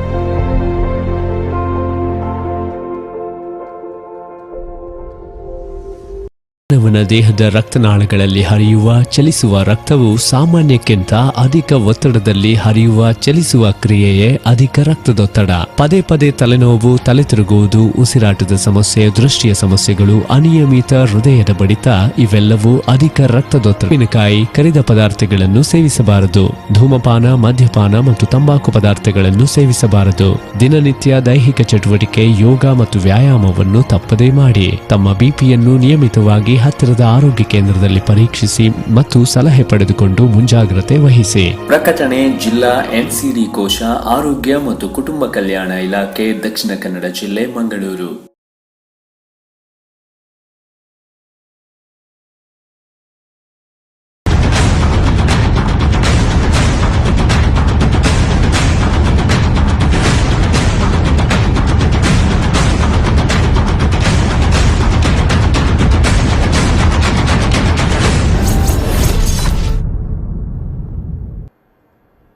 ಮತ್ತೊಮ್ಮೆ ಸ್ವಾಗತ. ಕೊರೋನಾ ಎಚ್ಚರ ವಿಶೇಷ ನೇರ ಪ್ರಸಾರ ಕಾರ್ಯಕ್ರಮಕ್ಕೆ. ಇನ್ನು ಮಂಗಳೂರು ನಗರದಲ್ಲಿ ಪೊಲೀಸರು ಕಟ್ಟುನಿಟ್ಟಾಗಿ ಲಾಕ್ಡೌನ್ ನಿಯಮಗಳನ್ನ ಪಾಲನೆ ಮಾಡ್ತಾ ಇದ್ದಾರೆ. ಅನಗತ್ಯವಾಗಿ ರೋಡಿಗಿಳಿದಂತಹ ವಾಹನಗಳನ್ನ ಸೀಸ್ ಮಾಡ್ತಾ ಇದ್ದಾರೆ. ಇವತ್ತು ಬರೋಬ್ಬರಿ 100 ವಾಹನಗಳನ್ನ ಸೀಸ್ ಮಾಡಲಾಗಿದೆ. ಮಂಗಳೂರು ನಗರ ಪೊಲೀಸ್ ಕಮಿಷನರೇಟ್ ವ್ಯಾಪ್ತಿಯಲ್ಲಿ 100 ವಾಹನಗಳು ಇವತ್ತು ಲಾಕ್ಡೌನ್ ನಿಯಮ ಉಲ್ಲಂಘನೆಯ ಆರೋಪಕ್ಕೆ ಸೀಸ್ ಆಗಿರುವಂತದ್ದು. 88 ದ್ವಿಚಕ್ರ ವಾಹನ, 4 ಆಟೋ ಹಾಗೂ 8 ಕಾರುಗಳನ್ನ ಸೀಸ್ ಮಾಡಲಾಗಿದೆ. ಪೊಲೀಸ್ ಆಯುಕ್ತ ಡಾಕ್ಟರ್ ಹರ್ಷ PS ಅವರ ಆದೇಶದಂತೆ ಈ ಒಂದು ಗಾಡಿಗಳ ಸೀಸ್ ಪ್ರಕ್ರಿಯೆ ನಡೆದಿದೆ. ಲಾಕ್ಡೌನ್ ಮಧ್ಯೆ ಕೂಡ ರಸ್ತೆಗೆ ಇಳಿತಾ ಇದೆ. ದಿನಬಳಕೆ ವಸ್ತುಗಳ ಖರೀದಿಗೆ ವಾಹನಗಳ ನಿಷೇಧವನ್ನು ಈಗಾಗಲೇ ಹೇರಲಾಗಿದೆ. ನಡೆದುಕೊಂಡೇ ಹೋಗಿ ಖರೀದಿ ಮಾಡಿ ಅನ್ನುವಂಥ ಮಾತುಗಳನ್ನು ಹೇಳಿದ್ರು ಕೂಡ ಅನಗತ್ಯವಾಗಿ ವಾಹನ ಸಂಚಾರ. ಬೆಳಗ್ಗೆ 7 ಗಂಟೆಯಿಂದ 12 ಗಂಟೆಯ ತನಕ ಕಾಲಾವಕಾಶ ಇದೆ. ಮನೆ ಪಕ್ಕದಲ್ಲಿರುವಂಥ ದಿನಸಿ ಅಂಗಡಿಗಳಲ್ಲೇ ಖರೀದಿ ಮಾಡಿ ಅನ್ನುವಂಥ ಮಾತುಗಳನ್ನು ಹೇಳ್ತಾ ಇದ್ದಾರೆ. ಅಷ್ಟಿದ್ರೂ ಕೂಡ ಅನಗತ್ಯವಾಗಿ ವಾಹನಗಳಲ್ಲಿ ತಿರುಗಾಡ್ತಾ ಇರುವಂತಹ ಪ್ರಕರಣಗಳಿಗೆ ಬ್ರೇಕ್ ಬೀಳ್ತಾ ಇಲ್ಲ. ನಿರಂತರವಾಗಿ ಆಲ್ಮೋಸ್ಟ್ 1 ತಿಂಗಳನ್ನು ನಾವು ಪೂರೈಕೆ ಮಾಡ್ತಾ ಇದ್ದೇವೆ ಲಾಕ್ಡೌನ್ನ ಅವಧಿಯಲ್ಲಿ. ಅಷ್ಟಿದ್ರೂ ಕೂಡ ಜನತೆಗೆ ಇನ್ನೂ ಕೂಡ ಗಂಭೀರತೆ ಅರಿವಾಗಿಲ್ಲ ಎನ್ನುವಂತಹ ಆರೋಪಗಳು. ಬಹುಶಃ ಪೊಲೀಸರು ಮತ್ತಷ್ಟು ಕಟ್ಟುನಿಟ್ಟಿನ ಕ್ರಮಗಳನ್ನು ಈಗ ತೆಗೆದುಕೊಳ್ತಾ ಇದ್ದಾರೆ. ನಾಳೆಯಿಂದ ಇದು ಮತ್ತಷ್ಟು ಕಠಿಣವಾಗುತ್ತೆ ಅನ್ನುವಂತಹ ಒಂದು ಎಚ್ಚರಿಕೆ ಕೂಡ ಈ ನಡುವೆ ಪೊಲೀಸರಿಂದ ಲಭ್ಯ ಆಗಿದೆ. ಅಂದ್ರೆ ಇವತ್ತಿನವರೆಗೆ ಒಂದು ಗಡುವು ಇತ್ತು. ಲಾಕ್ಡೌನ್ನ ನಿಯಮಗಳಲ್ಲಿ ಸ್ವಲ್ಪ ಸಡಿಲಿಕೆಗಳಾಗಬಹುದು ಅನ್ನುವಂಥದ್ದಾದ್ರೆ ದಕ್ಷಿಣ ಕನ್ನಡ ಜಿಲ್ಲೆಯಲ್ಲಿ ನಿನ್ನೆ ಮತ್ತೆರಡು ಪ್ರಕರಣಗಳು ಪತ್ತೆಯಾದವು. ಅದರ ಜೊತೆಗೆ ಒಂದು ಸಾವಿನ ಪ್ರಕರಣ ಕೂಡ ರಿಪೋರ್ಟ್ ಆಯಿತು. ಅದರ ಹಿನ್ನೆಲೆಯಲ್ಲಿ ಯಾವುದೇ ಚಾನ್ಸ್ಗಳಿಲ್ಲ ಲಾಕ್ಡೌನ್ನ ನಿಯಮಗಳು ಸಡಿಲಿಕೆ ಆಗುವಂಥದ್ರಲ್ಲಿ. ಹೀಗಾಗಿ ನಾಳೆಯಿಂದ ಮತ್ತಷ್ಟು ಕಟ್ಟುನಿಟ್ಟಿನ ನಿಯಮಗಳು ಜಾರಿಯಾಗುತ್ತವೆ. ವಾಹನ ಸವಾರರು ಎಚ್ಚರಿಕೆಯನ್ನು ವಹಿಸಿ ಅನಗತ್ಯವಾಗಿ ಮನೆಯಿಂದ ಹೊರಗಡೆ ಬರಬೇಡಿ ಅನ್ನುವಂಥ ಮನವಿಗಳು ಕೂಡ ಪೊಲೀಸ್ ಇಲಾಖೆಯಿಂದ ಈಗ ಬರ್ತಾ ಇದೆ. ಹೆಚ್ಚಿನ ಡೀಟೇಲ್ಸ್ ಕೊಡ್ತಾರೆ ಪ್ರತಿನಿಧಿ ನಾಗೇಶ್ ಕಾವೂರು. ಹಲೋ ನಾಗೇಶ್. ಎಸ್, ಇವತ್ತು ಬರೋಬ್ಬರಿ 100 ವಾಹನಗಳು ಸೀಸ್ ಆಗಿದೆ. ಅಂದ್ರೆ ನಿರಂತರವಾಗಿ ವಾಹನಗಳನ್ನ ಸೀಸ್ ಮಾಡುವಂತಹ ಪ್ರಕ್ರಿಯೆಗಳು ನಡೀತಾ ಇದೆ. ಅಷ್ಟಿದ್ರೂ ಕೂಡ ಬ್ರೇಕ್ ಬೀಳ್ತಾ ಇಲ್ವಾ ಅನ್ನುವಂಥದ್ದು ಅನಗತ್ಯ ವಾಹನ ಸಂಚಾರಕ್ಕೆ? ಹೌದು ಗೌತಮ್, ಅಂದ್ರೆ ಈಗ ಮಂಗಳೂರು ನಗರದಲ್ಲಿ ಈಗ ದಿನನಿತ್ಯ ಅಂದ್ರೆ ಒಂದು ಸಮಯವನ್ನು ನಿಗದಿಪಡಿಸಲಾಗುತ್ತೆ. ಆ ಸಮಯವನ್ನು ನಿಗದಿಪಡಿಸಲಾಗುತ್ತೆ. ಆದ್ರೆ ನಾಗರಿಕರು ಮಾತ್ರ ಅಂದ್ರೆ ಸಂಚಾರ ಮಾಡ್ತಾ ಇರುವಂತದ್ದು ಕಂಡುಬರುವಂತದ್ದು. ಹಾಗಾಗಿ ಇವತ್ತು ಕೂಡ 100ಕ್ಕೂ ಅಧಿಕ ವಾಹನಗಳನ್ನು ಸೀಸ್ ಮಾಡಿರೋದು. ಅಂದ್ರೆ ಕಮಿಷನರ್ ಅವರು ಈ ಹಿಂದೆನೆ ಒಂದು ಆದೇಶವನ್ನು ಕೊಟ್ಟಿದ್ದಾರೆ. ಲಾಕ್ಡೌನ್ ಅನ್ನು ಉಲ್ಲಂಘಿಸಿದ್ರೆ ಅದನ್ನು ಈಗಾಗಲೇ ವಾಹನಗಳನ್ನು ಸೀಸ್ ಮಾಡಲಾಗುತ್ತೆ. ಅದರಂತೆ ಇವತ್ತು 100ಕ್ಕೂ ಅಧಿಕ ವಾಹನಗಳನ್ನು ಸೀಸ್ ಮಾಡಲಾಗುತ್ತೆ. ಆದ್ರೆ ಜನರು ಮಾತ್ರ ತನಗೆ ಬುದ್ಧಿವಂತರಂತ ಜನರು ಮಾತ್ರ ತನ್ನ ವಾಹನವನ್ನು ದಿನನಿತ್ಯ ಯಾವ ರೀತಿ ಅಂದ್ರೆ ಎಂದಿನಂತೆ ಕೂಡ ವಾಹನ ಸಂಚಾರ ಮಾಡ್ತಾ ಇರುವಂತದ್ದು ಕಂಡು ಬರ್ತಿರುವಂತ ನಗರ ಪ್ರದೇಶದಲ್ಲಿ ಸಾಕಷ್ಟು ವಾಹನಗಳ ಸಂಚಾರ ಇವತ್ತು ಕೂಡ ಕಂಡು ಬರ್ತಿರುತ್ತೆ. ಹಾಗಾಗಿ ಇವತ್ತು ಅಂದ್ರೆ ಕಮಿಷನರ್ ಅವರು ಒಂದು ಆದೇಶ ಅವರು ಇವತ್ತು 100ಕ್ಕೂ ಅವರ ಆದೇಶದ ಮೇರೆಗೆ ಪೊಲೀಸರು ಇವತ್ತು 100ಕ್ಕೂ ಅಧಿಕ ವಾಹನಗಳನ್ನು ಸೀಸ್ ಮಾಡಿರುವಂತದ್ದು. ಆದ್ರೆ ಇವತ್ತು ಅದು ಯಾವ ರೀತಿ ಅಂದ್ರೆ ಕೋರ್ಟ್ನ ಒಂದು ಅವರಿಗೆ ಸೀಸ್ ಮಾಡೋದ್ರ ಜೊತೆಗೆ ಅವರಿಗೆ ದಂಡ ಮಾಡುವಂತದ್ದು ಇತ್ತು, ಪ್ರಕ್ರಿಯೆ ಇತ್ತು. ಆದ್ರೆ ಈಗ ದಂಡ ಪ್ರಕ್ರಿಯೆಯನ್ನು ನಿಲ್ಲಿಸಿ ಈಗ ಕೋರ್ಟ್ನಲ್ಲೇ ಒಂದು ಕೋರ್ಟ್ನ ಪ್ರಕಾರವೇ ಇವತ್ತು ನಡೆಯುವಂತದ್ದು. Gautam. Yes, thank you Nagesh ತಮ್ಮೆಲ್ಲ ಡೀಟೇಲ್ಸ್ಗಾಗಿ.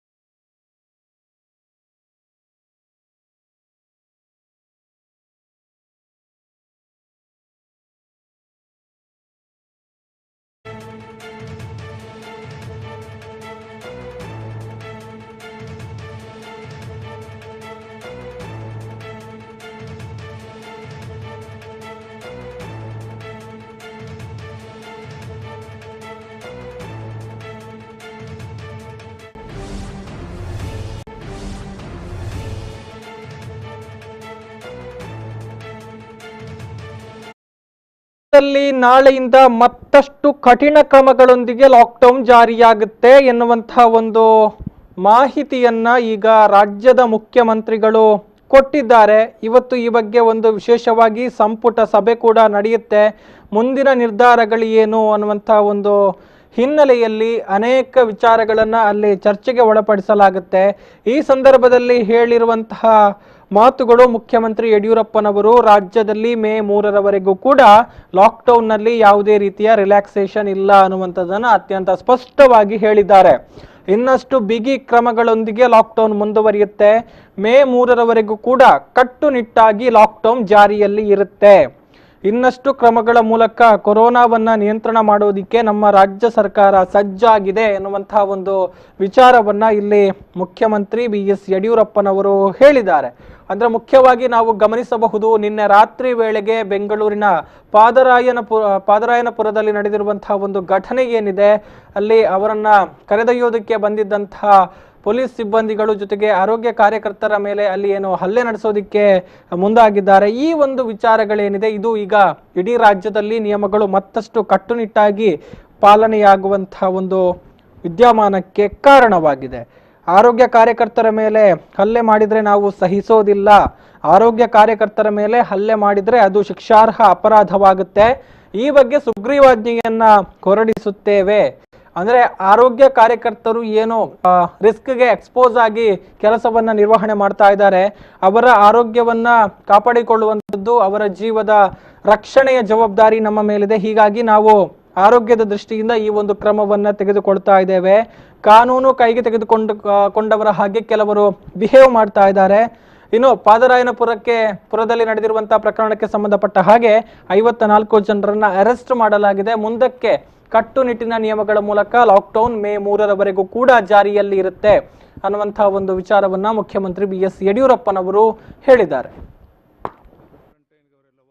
ಬರದೇ ಇದ್ರೆ ಅವ್ರ ಮೇಲೂ ಕ್ರಮವನ್ನು ತಗೊಳ್ತೇವೆ. ಈ ನಿರ್ಧಾರವನ್ನು ತಗೊಂಡಿದ್ದೇವೆ, ಮುಂದುವರಿಸ್ತೇವೆ. ಯಾರು ಕೊರೋನಾ ಇದ್ರ ಬಗ್ಗೆ ಅವ್ರನ್ನ ಕ್ವಾರಂಟೈನ್ಗೆ ತರೋದಕ್ಕೆ ಅವ್ರ ಮೇಲೆ ಅವರ ಆರೋಗ್ಯ ದೃಷ್ಟಿಯಿಂದ ಕ್ರಮ ತಗೊಳ್ಳೋದಾಗ ನಿನ್ನೆ ನಡೆದಿರೋ ಘಟನೆಯನ್ನು ನೋಡಿದಾಗ ಕೇರಳದಲ್ಲಿ, ಉತ್ತರ ಪ್ರದೇಶದಲ್ಲಿ ಯಾವ ರೀತಿ ಅದೊಂದು ಶಿಕ್ಷಾರ್ಹ ಅಪರಾಧ ಅಂತಾಗಿದೆ, ಅದೇ ರೀತಿ ಒಂದು ಸುಗ್ರೀವಾಜ್ಞೆಯನ್ನು ಹೊರಡಿಸಿ ಬಿಗಿ ಕ್ರಮವನ್ನು ಕೈಗೊಳ್ತೇವೆ. ಅವರ ಆರೋಗ್ಯ ದೃಷ್ಟಿಯಿಂದನೇ ನಾವು ಕ್ರಮ ತಗೊಳ್ತಾ ಇದ್ದರೆ ನಿನ್ನೆ ನಡೆದ ಘಟನೆಯನ್ನು ನೋಡಿದಾಗ ಬಹುಶಃ ಕಾನೂನು ಕೈ ತಗೊಂಡು ನಾವು ಏನು ಬೇಕಾದ್ರೂ ಮಾಡಬೇಕು ಅನ್ನೋಂಥ ಪರಿಸ್ಥಿತಿಯಲ್ಲಿ ಅವ್ರು ಇದ್ದಂಗೆ ಕಾಣುತ್ತೆ. ಈಗಾಗಲೇ 54 ಜನನ ಬಂಧನ ಮಾಡಿದ್ದೇವೆ. ಮತ್ತು ಕ್ವಾರಂಟೈನ್ಗೆ ಅವರೆಲ್ಲ ವಾಲಂಟ್ರಿಯಾಗಿ ಬರದೇ ಇದ್ದರೆ ಅವ್ರ ಮೇಲೂ ಕ್ರಮವನ್ನು ತಗೊಳ್ತೇವೆ. ಈ ನಿರ್ಧಾರವನ್ನು ತಗೊಂಡಿದ್ದೇವೆ, ಮುಂದುವರಿಸ್ತೇವೆ. ಯಾರು ಕೊರೋನಾ ಇದ್ರ ಬಗ್ಗೆ ಅವ್ರನ್ನ ಕ್ವಾರಂಟೈನ್ಗೆ ತರೋದಕ್ಕೆ ಅವ್ರ ಮೇಲೆ ಅವರ ಆರೋಗ್ಯ ದೃಷ್ಟಿಯಿಂದ ಕ್ರಮ ತಗೊಳ್ಳೋದಾಗ ನಿನ್ನೆ ನಡೆದಿರೋ ಘಟನೆಯನ್ನು ನೋಡಿದಾಗ ಕೇರಳದಲ್ಲಿ, ಉತ್ತರ ಪ್ರದೇಶದಲ್ಲಿ ಯಾವ ರೀತಿ ಅದೊಂದು ಶಿಕ್ಷಾರ್ಹ ಅಪರಾಧ ಅಂತಾಗಿದೆ, ಅದೇ ರೀತಿ ಒಂದು ಸುಗ್ರೀವಾಜ್ಞೆಯನ್ನು ಹೊರಡಿಸಿ ಬಿಗಿ ಕ್ರಮವನ್ನು ಕೈಗೊಳ್ತೇವೆ. ಅವರ ಆರೋಗ್ಯ ದೃಷ್ಟಿಯಿಂದನೇ ನಾವು ಕ್ರಮ ತಗೊಳ್ತಾ ಇದ್ದರೆ ನಿನ್ನೆ ನಡೆದ ಘಟನೆಯನ್ನು ನೋಡಿದಾಗ ಬಹುಶಃ ಕಾನೂನು ಕೈ ತಗೊಂಡು ನಾವು ಏನು ಬೇಕಾದ್ರೂ ಮಾಡಬೇಕು ಅನ್ನೋಂಥ ಪರಿಸ್ಥಿತಿಯಲ್ಲಿ ಅವ್ರು ಇದ್ದಂಗೆ ಕಾಣುತ್ತೆ. ಈಗಾಗಲೇ 54 ಜನನ ಬಂಧನ ಮಾಡಿದ್ದೇವೆ. ಮತ್ತು ಕ್ವಾರಂಟೈನ್ಗೆ ಅವರೆಲ್ಲ ವಾಲಂಟ್ರಿಯಾಗಿ ಬರದೇ ಇದ್ದರೆ ಅವ್ರ ಮೇಲೂ ಕ್ರಮವನ್ನು ತಗೊಳ್ತೇವೆ. ಈ ನಿರ್ಧಾರವನ್ನು ತಗೊಂಡಿದ್ದೇವೆ, ಮುಂದುವರಿಸ್ತೇವೆ. ಯಾರು ಕೊರೋನಾ ಇದ್ರ ಬಗ್ಗೆ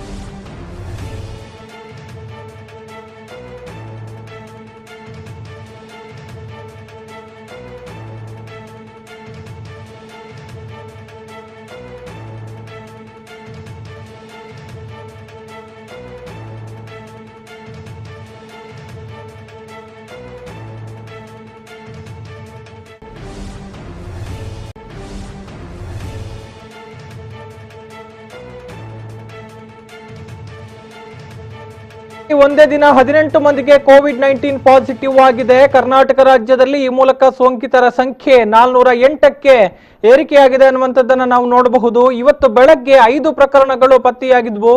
ಸಂಜೆ ವೇಳೆಗೆ ಮತ್ತೆ 13 ಹೊಸ ಪ್ರಕರಣಗಳು ವರದಿಯಾಗಿರುವಂಥದ್ದು. ಈ ಮೂಲಕ ರಾಜ್ಯದಲ್ಲಿ ಸೋಂಕಿತರ ಸಂಖ್ಯೆ 408ಕ್ಕೆ ಏರಿಕೆಯಾಗಿದೆ. ವಿಜಯಪುರದಲ್ಲಿ 11, ಕಲಬುರಗಿಯಲ್ಲಿ 5, ಗದಗ ಮತ್ತು ಬೀದರ್ನಲ್ಲಿ ತಲಾ 1 ಪಾಸಿಟಿವ್ ಪ್ರಕರಣಗಳು ಇವತ್ತು ದೃಢಪಟ್ಟಿದೆ. ಇನ್ನು ದೇಶದಲ್ಲೇ ಮೊದಲ ಬಾರಿಗೆ ಕೊರೋನಾ ಸೋಂಕಿಗೆ ಕಲಬುರಗಿಯಲ್ಲಿ ವೃದ್ಧರೊಬ್ಬರು ಬಲಿಯಾಗಿದ್ರು. ಅದರ ಬಳಿಕ ಇದೀಗ ಮತ್ತೆ 5 ಹೊಸ ಸೋಂಕಿತ ಪ್ರಕರಣಗಳು ಕಲಬುರಗಿಯಲ್ಲೇ ವರದಿಯಾಗಿರುವಂತಹ ವಿಚಾರ ಜಿಲ್ಲೆಯ ಜನತೆಯ ಆತಂಕವನ್ನ ಮತ್ತಷ್ಟು ಹೆಚ್ಚಳ ಮಾಡಿದೆ. ಈ ಮೂಲಕ ಕಲಬುರಗಿಯಲ್ಲಿ ಈಗ ಸೋಂಕಿತರ ಸಂಖ್ಯೆ 27ಕ್ಕೆ ಏರಿಕೆಯಾಗಿದೆ.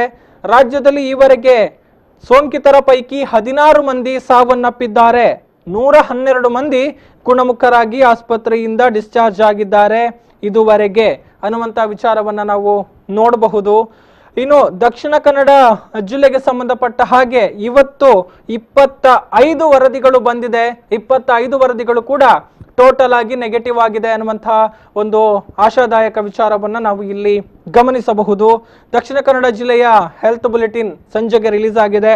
ಅದರ ಅನುಸಾರ ಇರುವಂತಹ ಅಂಕಿ ಅಂಶಗಳು ಈ ರೀತಿ ಇದೆ. ಈಗಾಗಲೇ ಹೋಮ್ ಕ್ವಾರಂಟೈನ್ ಅಲ್ಲಿ 47 ಮಂದಿ ಇದ್ದಾರೆ ಅನ್ನುವಂಥದ್ದು. ಅದರ ಜೊತೆಗೆ ವೆಲ್ಲಾಕ್ ಆಸ್ಪತ್ರೆಯಲ್ಲಿ ಯಾವುದೇ ರೀತಿಯ ಯಾರು ಕೂಡ ಅಲ್ಲಿ ಕ್ವಾರಂಟೈನ್ ನಲ್ಲಿ ಇಲ್ಲ ಅನ್ನುವಂಥ ವಿಚಾರವನ್ನ ನಾವು ನೋಡಬಹುದು. ಅದರ ಜೊತೆಗೆ NITKಯಲ್ಲಿ 34 ಮಂದಿಯನ್ನ ಕ್ವಾರಂಟೈನ್ಗೆ ಒಳಪಡಿಸಲಾಗಿದೆ. ಎಲ್ಲರೂ ಕೂಡ ನ್ಯೂ ಅಡ್ಮಿಷನ್ ಅಂದ್ರೆ ಏನು ಬಂಟ್ವಾಳದಲ್ಲಿ ಮೃತಪಟ್ಟಂತಹ ಮಹಿಳೆಗೆ ಸಂಬಂಧಪಟ್ಟ ಹಾಗೆ ಅಲ್ಲಿ ಸಂಪರ್ಕಕ್ಕೆ ತುತ್ತಾದವರನ್ನ ಕ್ವಾರಂಟೈನ್ ಮಾಡಲಾಗಿರುವಂಥದ್ದು. ಎಲ್ಲರನ್ನು ಕೂಡ NITKಯಲ್ಲಿ ಕ್ವಾರಂಟೈನ್ ಮಾಡಲಾಗಿದೆ. 34 ಮಂದಿ ಅಲ್ಲಿ ಕ್ವಾರಂಟೈನ್ ನಲ್ಲಿ ಇದ್ದಾರೆ. ಇನ್ನು 15 ಮಂದಿ ESI ಆಸ್ಪತ್ರೆಯಲ್ಲಿ ಕ್ವಾರಂಟೈನ್ಗೆ ಒಳಗಾಗ್ತಾ ಇದ್ದಾರೆ. ಜಿಲ್ಲೆಯಲ್ಲಿ ಈವರೆಗೆ 6026 ಮಂದಿ 28 ದಿನಗಳ ಹೋಮ್ ಕ್ವಾರಂಟೈನ್ ಅವಧಿಯನ್ನ ಪೂರೈಕೆ ಮಾಡಿದ್ದಾರೆ. ಇನ್ನು ಈವರೆಗೆ ಒಟ್ಟು 1286 ಸ್ಯಾಂಪಲ್ಗಳನ್ನ ಪರೀಕ್ಷೆಗಾಗಿ ಪ್ರಯೋಗಾಲಯಕ್ಕೆ ಕಳುಹಿಸಲಾಗಿದೆ. ಈ ಪೈಕಿ 892 ವರದಿಗಳು ಈವರೆಗೆ ದಕ್ಷಿಣ ಕನ್ನಡ ಜಿಲ್ಲಾಡಳಿತದ ಕೈ ಸೇರಿದೆ. ಇದರಲ್ಲಿ 877 ಪ್ರಕರಣಗಳ ಅಥವಾ ಸ್ಯಾಂಪಲ್ಗಳ ರಿಪೋರ್ಟ್ ನೆಗೆಟಿವ್ ಆಗಿ ಬಂದಿದೆ. 15 ಪಾಸಿಟಿವ್ ಈಗಾಗಲೇ ಜಿಲ್ಲೆಯಲ್ಲಿ ಇರುವಂತಹ ಪ್ರಕರಣಗಳು. ಈ ಪೈಕಿ ಆಕ್ಟಿವ್ ಆಗಿರುವಂತಹ ಪ್ರಕರಣಗಳು 2, ಒಬ್ಬರು ನಿನ್ನೆ ಸಾವನ್ನಪ್ಪಿರುವಂಥದ್ದು. ಪೇಷಂಟ್ ನಂಬರ್ 390 ಬಂಟ್ವಾಳದ ಸೋಂಕಿತ ಮಹಿಳೆ ಮೃತಪಟ್ಟಿರುವಂಥದ್ದು. ಇನ್ನು ಇವತ್ತಿನ ದಿನ ಒಟ್ಟು 255 ಸ್ಯಾಂಪಲ್ಗಳನ್ನು ಟೆಸ್ಟ್ಗಾಗಿ ಕಳುಹಿಸಲಾಗಿದೆ. ಇದರಲ್ಲಿ 25 ರಿಪೋರ್ಟ್ಗಳು ಇವತ್ತು ಲಭಿಸಿದೆ. ಎಲ್ಲವೂ ಕೂಡ ಟೋಟಲ್ ನೆಗೆಟಿವ್ ಆಗಿ ಬಂದಿದೆ ಅನ್ನುವಂಥದ್ದನ್ನು ನಾವು ಗಮನಿಸಬಹುದು. ಇನ್ನು ಬರಬೇಕಾಗಿರುವಂತಹ ವರದಿಗಳ ಸಂಖ್ಯೆ 394. ಇನ್ನು ಇವತ್ತು ಅಬ್ಸರ್ವೇಷನ್ಗಾಗಿ 11 ಮಂದಿಯನ್ನ ಅಡ್ಮಿಟ್ ಮಾಡಿಕೊಳ್ಳಲಾಗಿದೆ ಅನ್ನುವಂಥದ್ದನ್ನು ನಾವು ನೋಡಬಹುದು. ಒಟ್ಟು 12 ಮಂದಿ ಡಿಸ್ಚಾರ್ಜ್ ಆಗಿದ್ದಾರೆ.